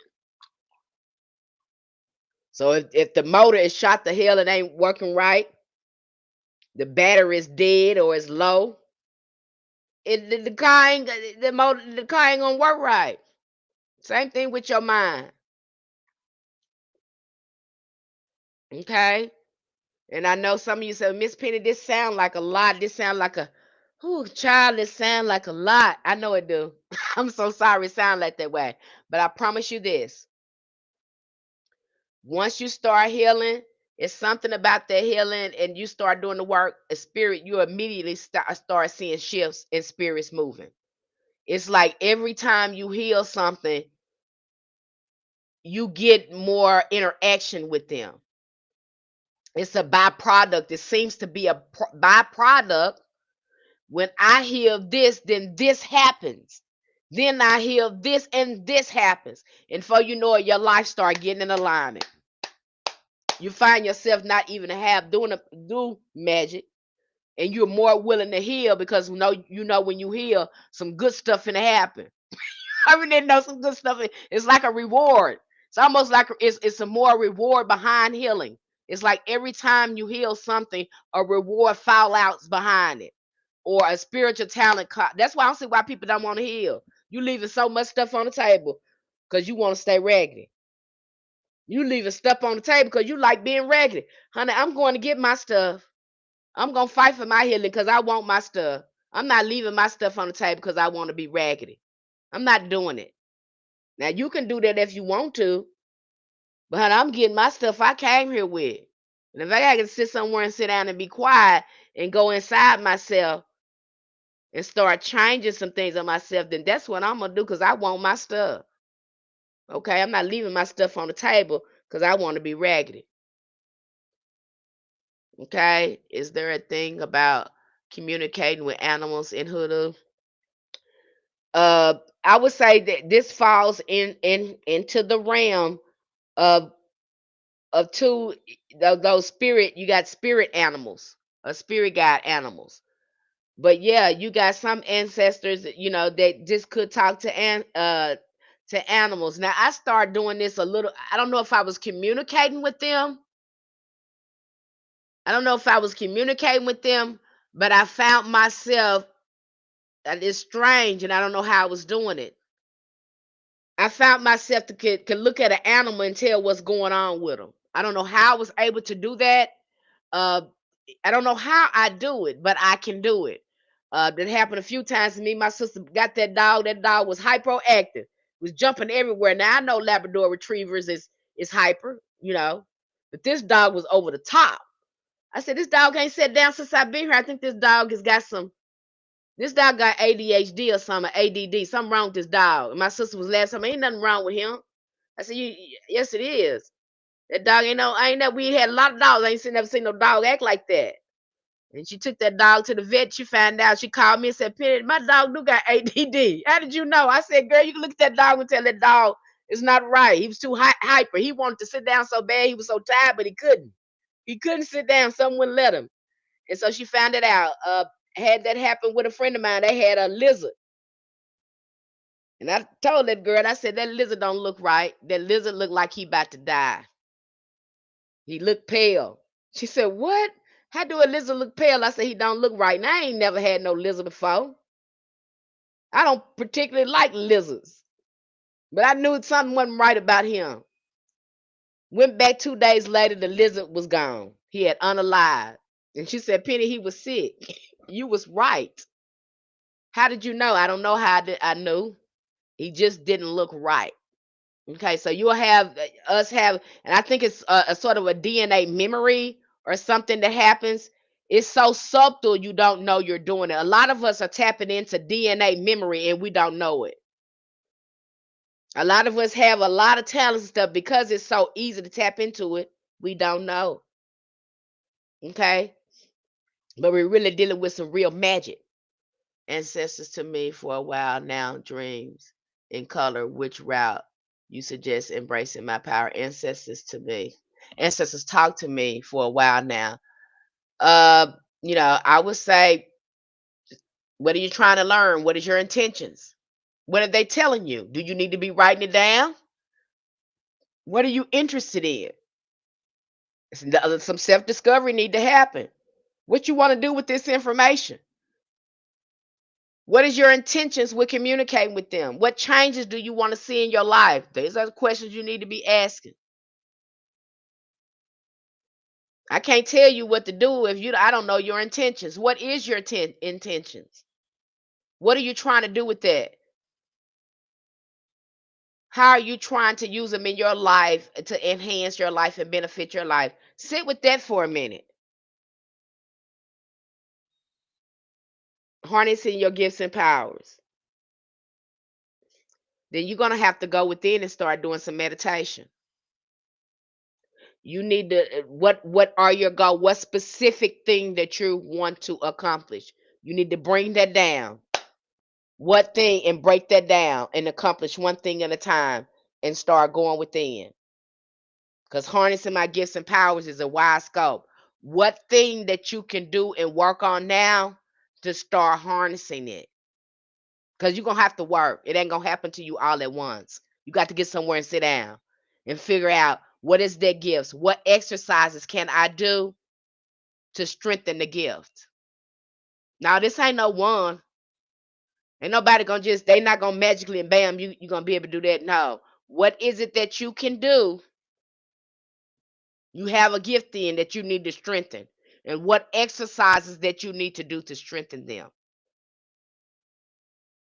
Because they there. It's an exercise. You can't go past that. You want it to work, you got to get somewhere and sit down and put some time on it.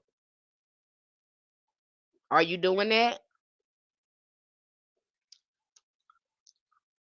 Because usually that's what's, it ain't gonna happen overnight like that. It's gonna happen when you sit down and focus on it and develop it. And it's gonna take you getting on the inside. If you know what it is, then you can start doing exercises to strengthen it. And most time that's gonna take some meditation and focus and get your mind together.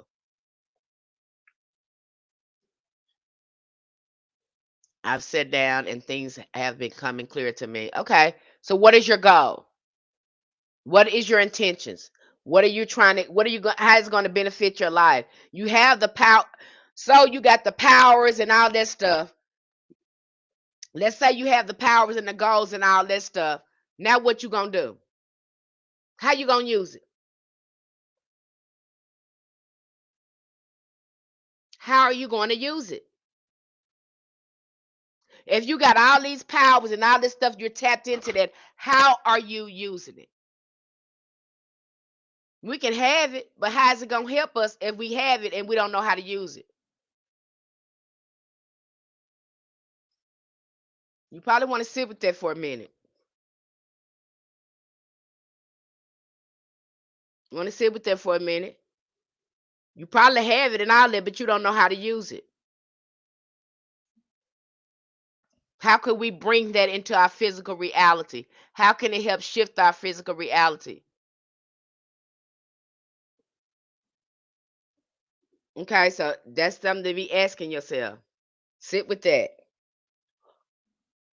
The answers are with you. Look at you have some sitting down to do and look at what you want to change and look at the steps you can take. Asking your ancestor what steps you can take to see those changes. Because they talking to you, they should be able to tell you the steps you take to be able to see the benefits of it in your life.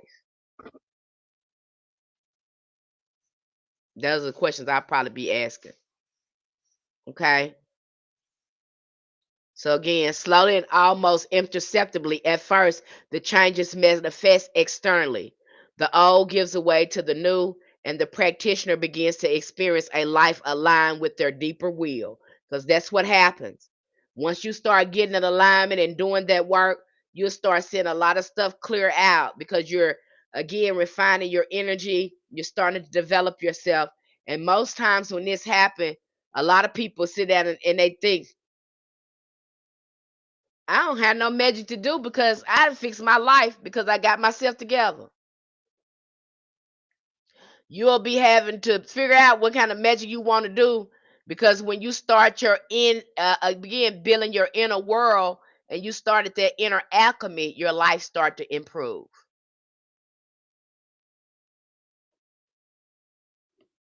You'll start to see, and then you'll have to go to you'll have to sit there and come up with something that you want to do. Okay, you got some people that they've made hoodoo a way of life, and they've got it in alignment with the work. Like I told you, got some people they only do magic in the spring. They have a different seasons. They do magic because hoodoo is a way of life for them. They stay in alignment. Okay, they have all these spiritual regimens that help them stay in alignment. They really don't have to do a lot of magic. Okay, you might find yourself being one of those people. And you got some people that want to get into ancestor veneration just because of that. Not because they want to work magic, because they want to be in alignment with their ancestors and they want to, again, do a lot of shift and bring a lot of good energy into their life. They just want to get in it to heal. You got some people that just do ancestor veneration. They're just not, they're interested in working with ancestors and want a relationship with ancestors. They're not interested in the hoodoo part. You got some people that just want to do root work. They're not interested in the magical part. They're just interested in the healing modalities. They're just interested in the roots and working with ancestors. That's it. Okay, what's your purpose? What's your purpose? What are the things that we doing? And that's one thing, we want to be aligned with our purpose. But if you're not doing things to get that's aligning you with the purpose, then it's not going to work. You got to be aligned with it. What are you doing to get in alignment with it? What small little steps are you doing to get in alignment? Because the ancestors got to have something to work with. You can be saying, I want a business, I want a new business, I want a new business. Well, what you doing? Okay. Did you get your business license? Is you saving money for the business? Is you look, it's gotta be going in direction. Because what hoodoo do, I had to explain that, just explain that. Hoodoo is not gonna bring nothing out of thin air. The magic doesn't work like that. It has to already be going in that direction. And what your magic do is tilt the scales more in your favor and you have more success in it. So whatever you're going in direction is, say I'm looking for a new job. I'm looking for a new job. Okay. I'm already going in that direction. So I'm gonna go ahead and do me some work that's gonna tip the scales, that's gonna make me more successful in finding the job. And bam, there it goes. But if you're not going in that direction and you're not planting the seed for them to build off on, it ain't gonna happen. It ain't gonna happen. That's not how it works. Magic has to have something to work. It has to have something to work with on your end because you're the generator.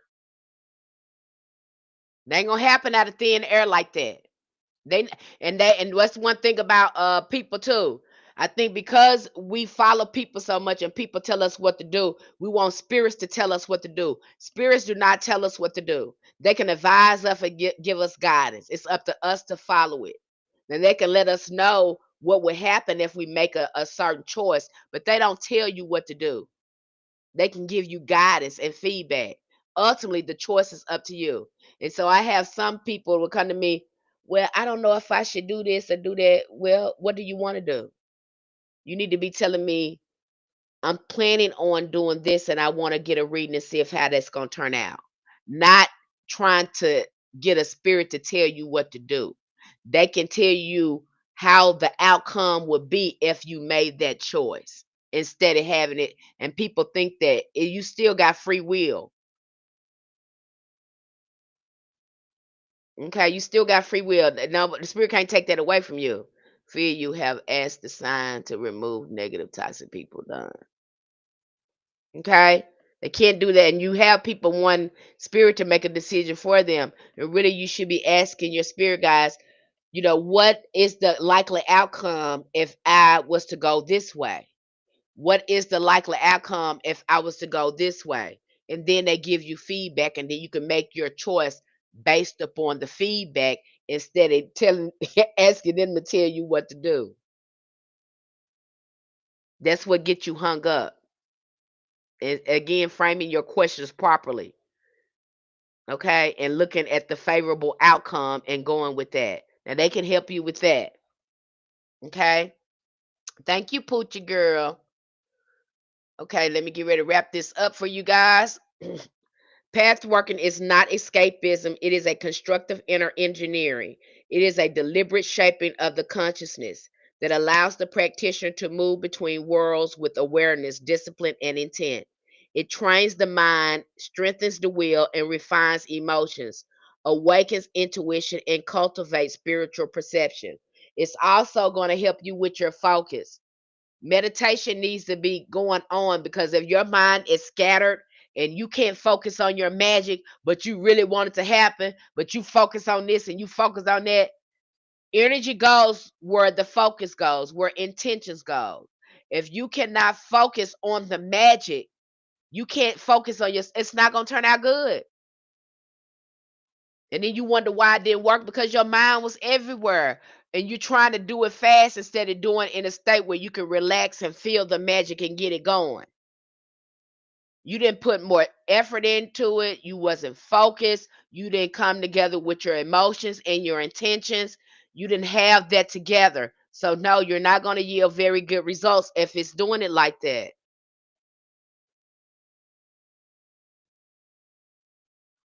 Okay? You're gonna have to have that mind needs to be trained. It has to be some focus there. Because if your mind, and I see that with people with that come to me for readings, their mind be going 100 miles an hour. They don't even know. Some of them don't even know the questions they ask, and the questions they ask, it be sporadic. They'd be like, "Well, what happened to me in 1985 when I hurt my foot? I feel like there was a spirit." I'd be like, "What the hell?" You have people. I'm like, this person don't even realize that what is you got going on? You ain't sat with this in a while. You didn't come here. I don't know what you come here for. Do you know why you come here? And sometimes you have to tell them people to come back, take a spiritual bath, sit down, and think about what you want to know. If you have to write those questions down, write them down, and then come back for a reading. Because I want you to get an accurate reading. And I'm tapping into your energy field trying to read you. But I can't read you if your energy is messed up like that. You don't even know what you want. Then you need to get your energy, calm that stuff down, and then come back. And you have some people like that. And for you tarot readers, don't be discouraged because there's some people like that. Their energy, is just so crazy like that. They haven't did any work or sat down or really thought about anything. You just can't get a good read on them because they're everywhere. And you got to remember you're tapping into their consciousness, their energy field. And so that reading may be looking crazy when you pull out them cards. That may look crazy. Sometimes that happens. Okay. So again, really put some thought into what you're doing. In the end, pathworking is both the journey of technology and ancient method that bridges the human mind with vastness of the unseen. Through it, one discovers that the mind is not merely a passive observer of reality, but an active, creative force capable of shaping shaping destiny itself. So do not sleep on this knowledge. That's why we went over it. And I think I posted so many resources in our community. I'm sorry, you guys. I posted so much resources in our community because I think it's very important that you thoroughly understand this because it's getting left out. People thinking that you just start making mojo bags and doing stuff and you don't have to sit there and think about it. You do. And a lot of it is not working because you have not put a lot of thought and intentions into it. You have to put time into your work, intention and focus into your work because now you're learning how to use your mental energy again to manifest things. And you're not familiar with that. And so this is a big component to that. And some people are missing. Okay, so we're going to go over this again when we go into African shamanism next month because there's a lot of path working in there. And you're probably going to have some more aha moments when we go into doing the path working from the African perspective, okay, or indigenous perspective, because we have those resources. So you'll get a chance to look at it from that perspective as well, instead of the Western occult perspective. You'll see how it's done in our perspective among the indigenous spiritual practices. We'll be going over it. I'm going to prepare you. Are you going to say, Miss Penny, talking about this again? I absolutely am. The stuff that I know that you need to have a good foundation in, I'm going to talk about it again. Okay? That way you have all your tools there. I don't want to miss any step because what's been happening here is people's been missing steps. They will not sit down. A lot of them not sitting down and breaking down the basic science of magic. All of them have a basic science. I don't care if they're Wiccan, I don't care what they are. We all agree on some basic signs. There is order to this, and there's no exception to hoodoo. Okay, so you'll hear me talk about this again. Now, tomorrow, you're going to get some path working with angels. I have put a creative visualization there for you to work with the archangel. I want you to try that out. I use that meditation all the time and see how things turn out for you there. You also are going to get path working and how to go into these realms and talk to archangels. Okay, so you are going to, so if you're working with an archangel, they're not coming up in your dream yet. You're about to get that path working to help you with that. And you probably want to create your own meditations. This too, if you can create your own meditation with your own music, we're trying to get inside, doing everything we can to get inside our mind to access magic. We're grabbing the bull by the horns because we're gonna get results. No, by any means necessary. That's what I'm doing here. Okay, to give you more insight on that. Does anyone have any questions about path working?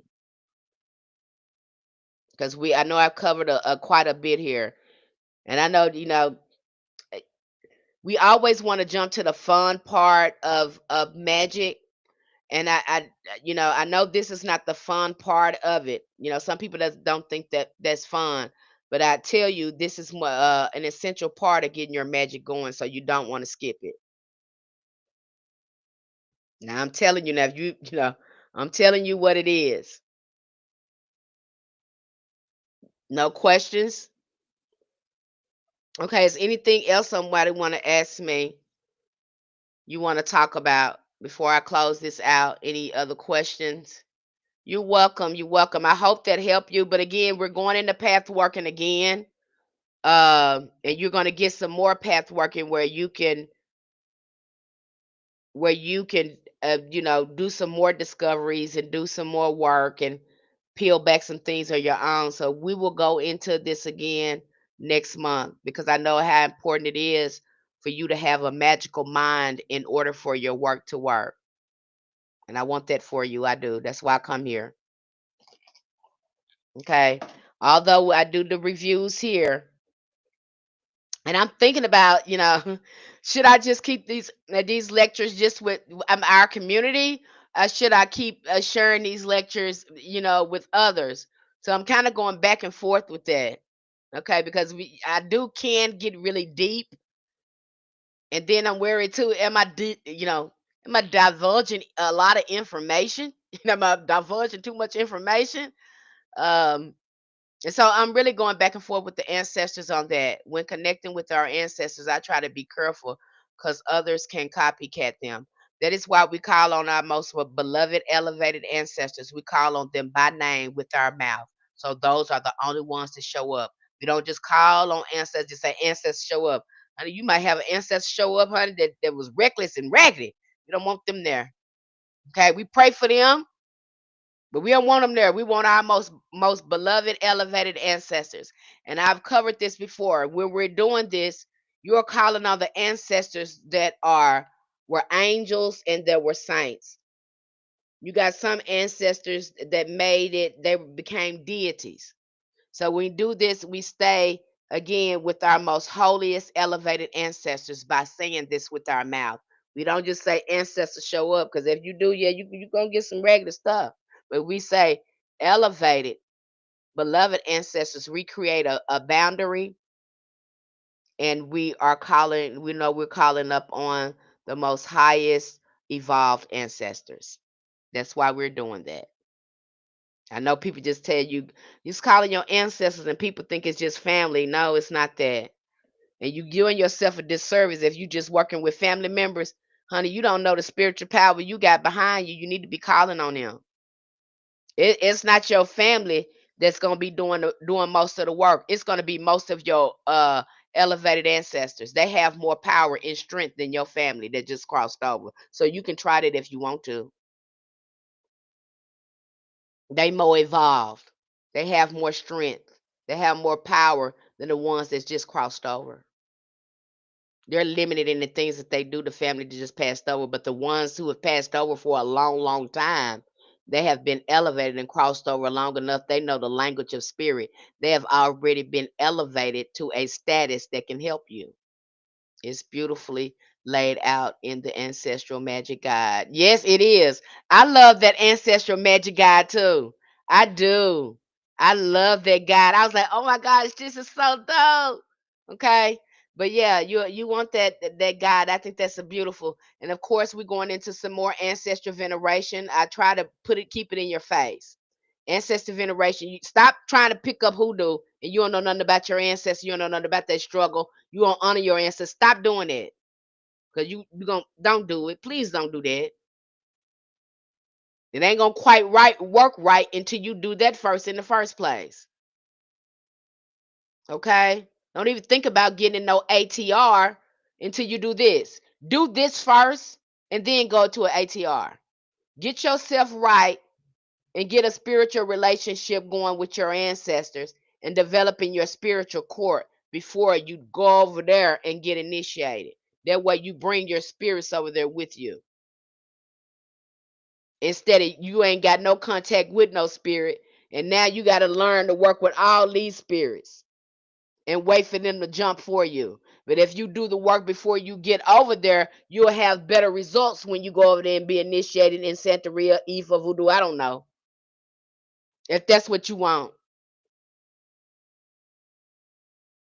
Okay, don't jump over there first. Do that, and then go over there and think that Orisha. Why would they? This is ancestral.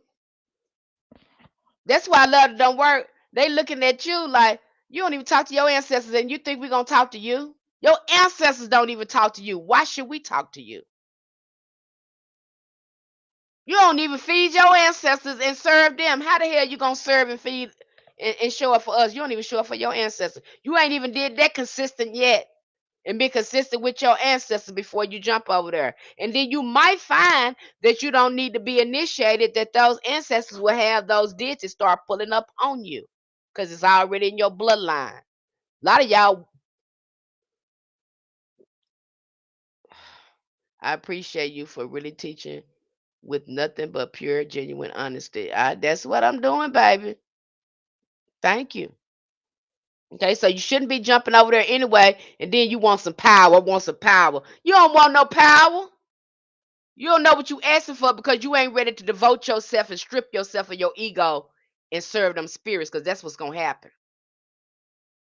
You want power from those spirits. Oh baby, you might as well give up your life because what your life gonna be is be giving ebos and keeping stuff on that altar. Oh yeah, you ain't gonna be in the physical life like Cardi B, Beyonce. No, you not. No, you ain't. Get that out your head. If you want power like that, spiritual power like that, baby, you're gonna be devoted and committed. Now you jumping over there, even that's what's gonna take. And that a lot of them are not ready for that, and they can't afford all that stuff because you got to be able to afford that Ebo and all that other stuff. It takes money to be over there in a religion. I don't even know what to do because you got to be rich. Because now, that's a religion. It's sort of a, I got to look at it like that because now you hit me up for money every time I need something done. It's a religion now. I don't want that. Hell, I'm trying to get the money. I'm trying to get the money. It's working. I'm giving all the money away. No. So make sure you get over there. That's what you want to do, and you got enough money. You can afford that religion. But you will find in hoodoo, you will start running up on that. You be in hoodoo long enough, you're gonna run into voodoo. There's no way around it. I don't care what they talking about their religion. You don't own no spirit, don't no religion, own no spirit. So get that out your head. You probably work with these spirits. You don't own them. I got the same DNA that you got in you. I got in me. Same ancestors. So why in the hell you thought my ancestors would not have these digits pulling up on me if it's already in my bloodline? Make it the religion don't change that.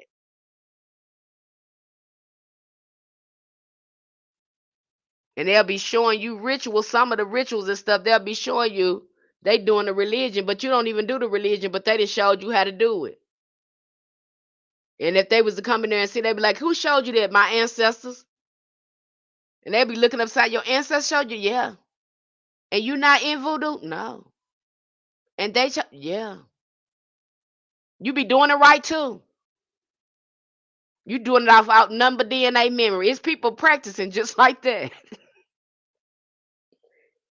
And some of the religious mad. Okay. So don't let that thing hang let you hang up, because I have to tell you that, because once you start looking at these resources, they're gonna outright tell you hoodoo running to voodoo. Even though these people sitting up there opening their mouth saying this stuff, but this legend. That's why I said stop listening to people and start educating yourself. Because I'm gonna show you.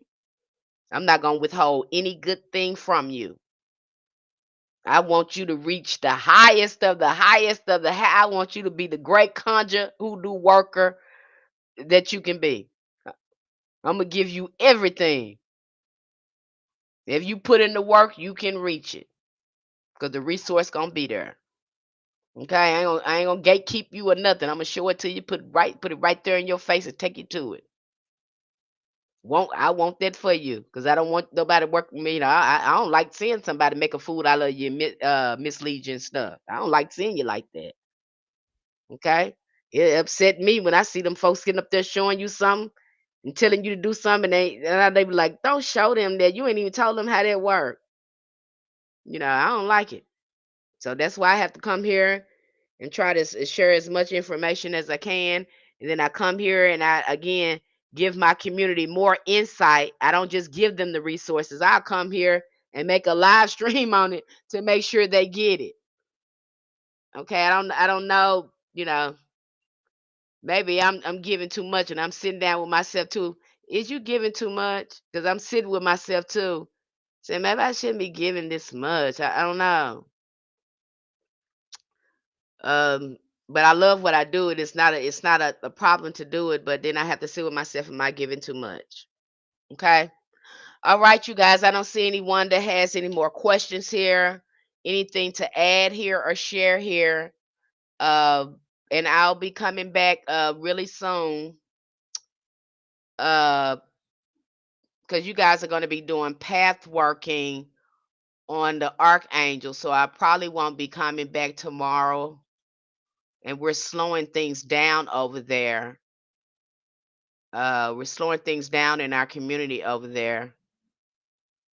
What's going on? Oh, now I might come back, and I'm still the jury is still out on this one.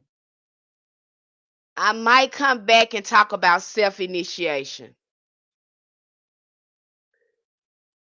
Okay, and how it, and because when I talk about self initiation, I have to talk about ancestor veneration, because that's actually what's going on when we come in contact with ancestors. So I'm trying to get a lecture like that together to help you understand what's going on when you start getting into hoodoo and communicate with your ancestors, and how that process look. Kind of put a name to it, because you think to yourself, just because you go get a title, because the ancestors explained it to me.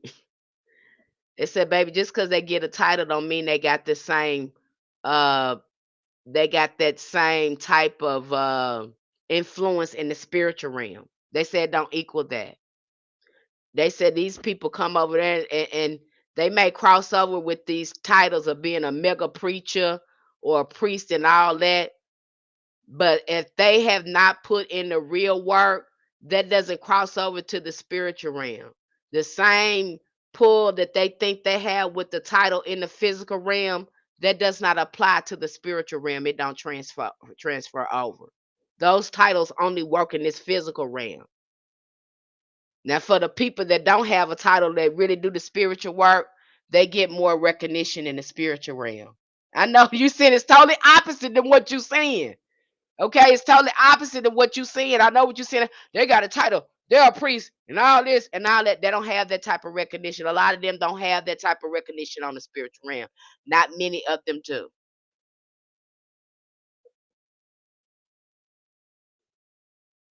Okay, they don't have that, and you'll see that. Now I ain't making this up.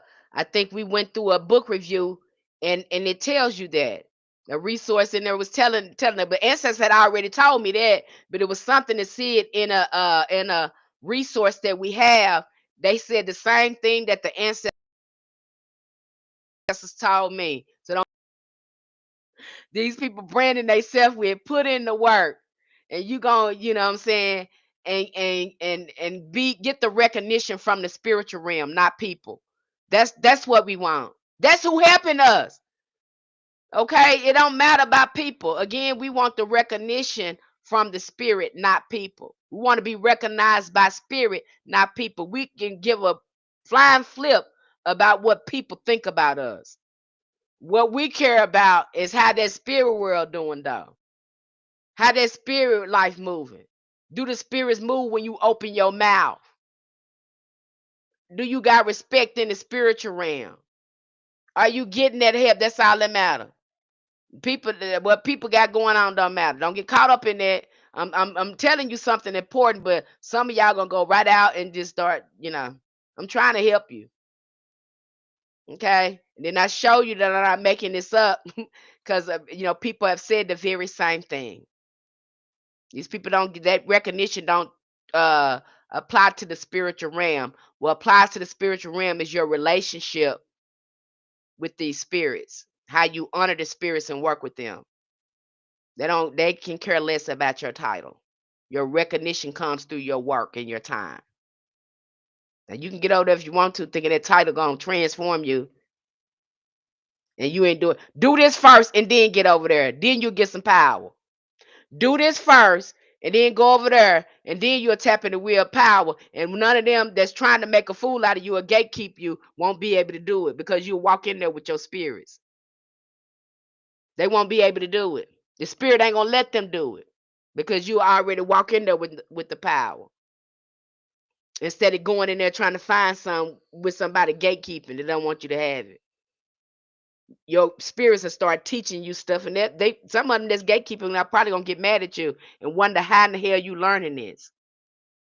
But see, when you go in there with your spirits and your ancestors, can't nobody do that to you. But you walking in there naked, ain't got no raw dog, and then you get made a fool out of because you didn't have no good foundation. You put the cart before the horse, and I wouldn't advise you to do it. Okay, so I'm gonna come here and try to talk about self initiation, and I might come back and talk. The jury's still out, still, because I know some people. I don't know if you guys are receptive to that, because they doing this initiation thing so much. I don't know if y'all ready for that. Really don't know if you're ready. Okay, you guys, love you guys. Thank you for being here. If you're looking for any services, DM me. Let me put my email here in this chat. DM me, email me. I'm always here. If you're needing a consultation, again, I'm here. And if you're on TikTok, all my services and everything are listed there. All my reviews are listed there too. You even get a chance to see me in action doing a reading. Okay? Love you.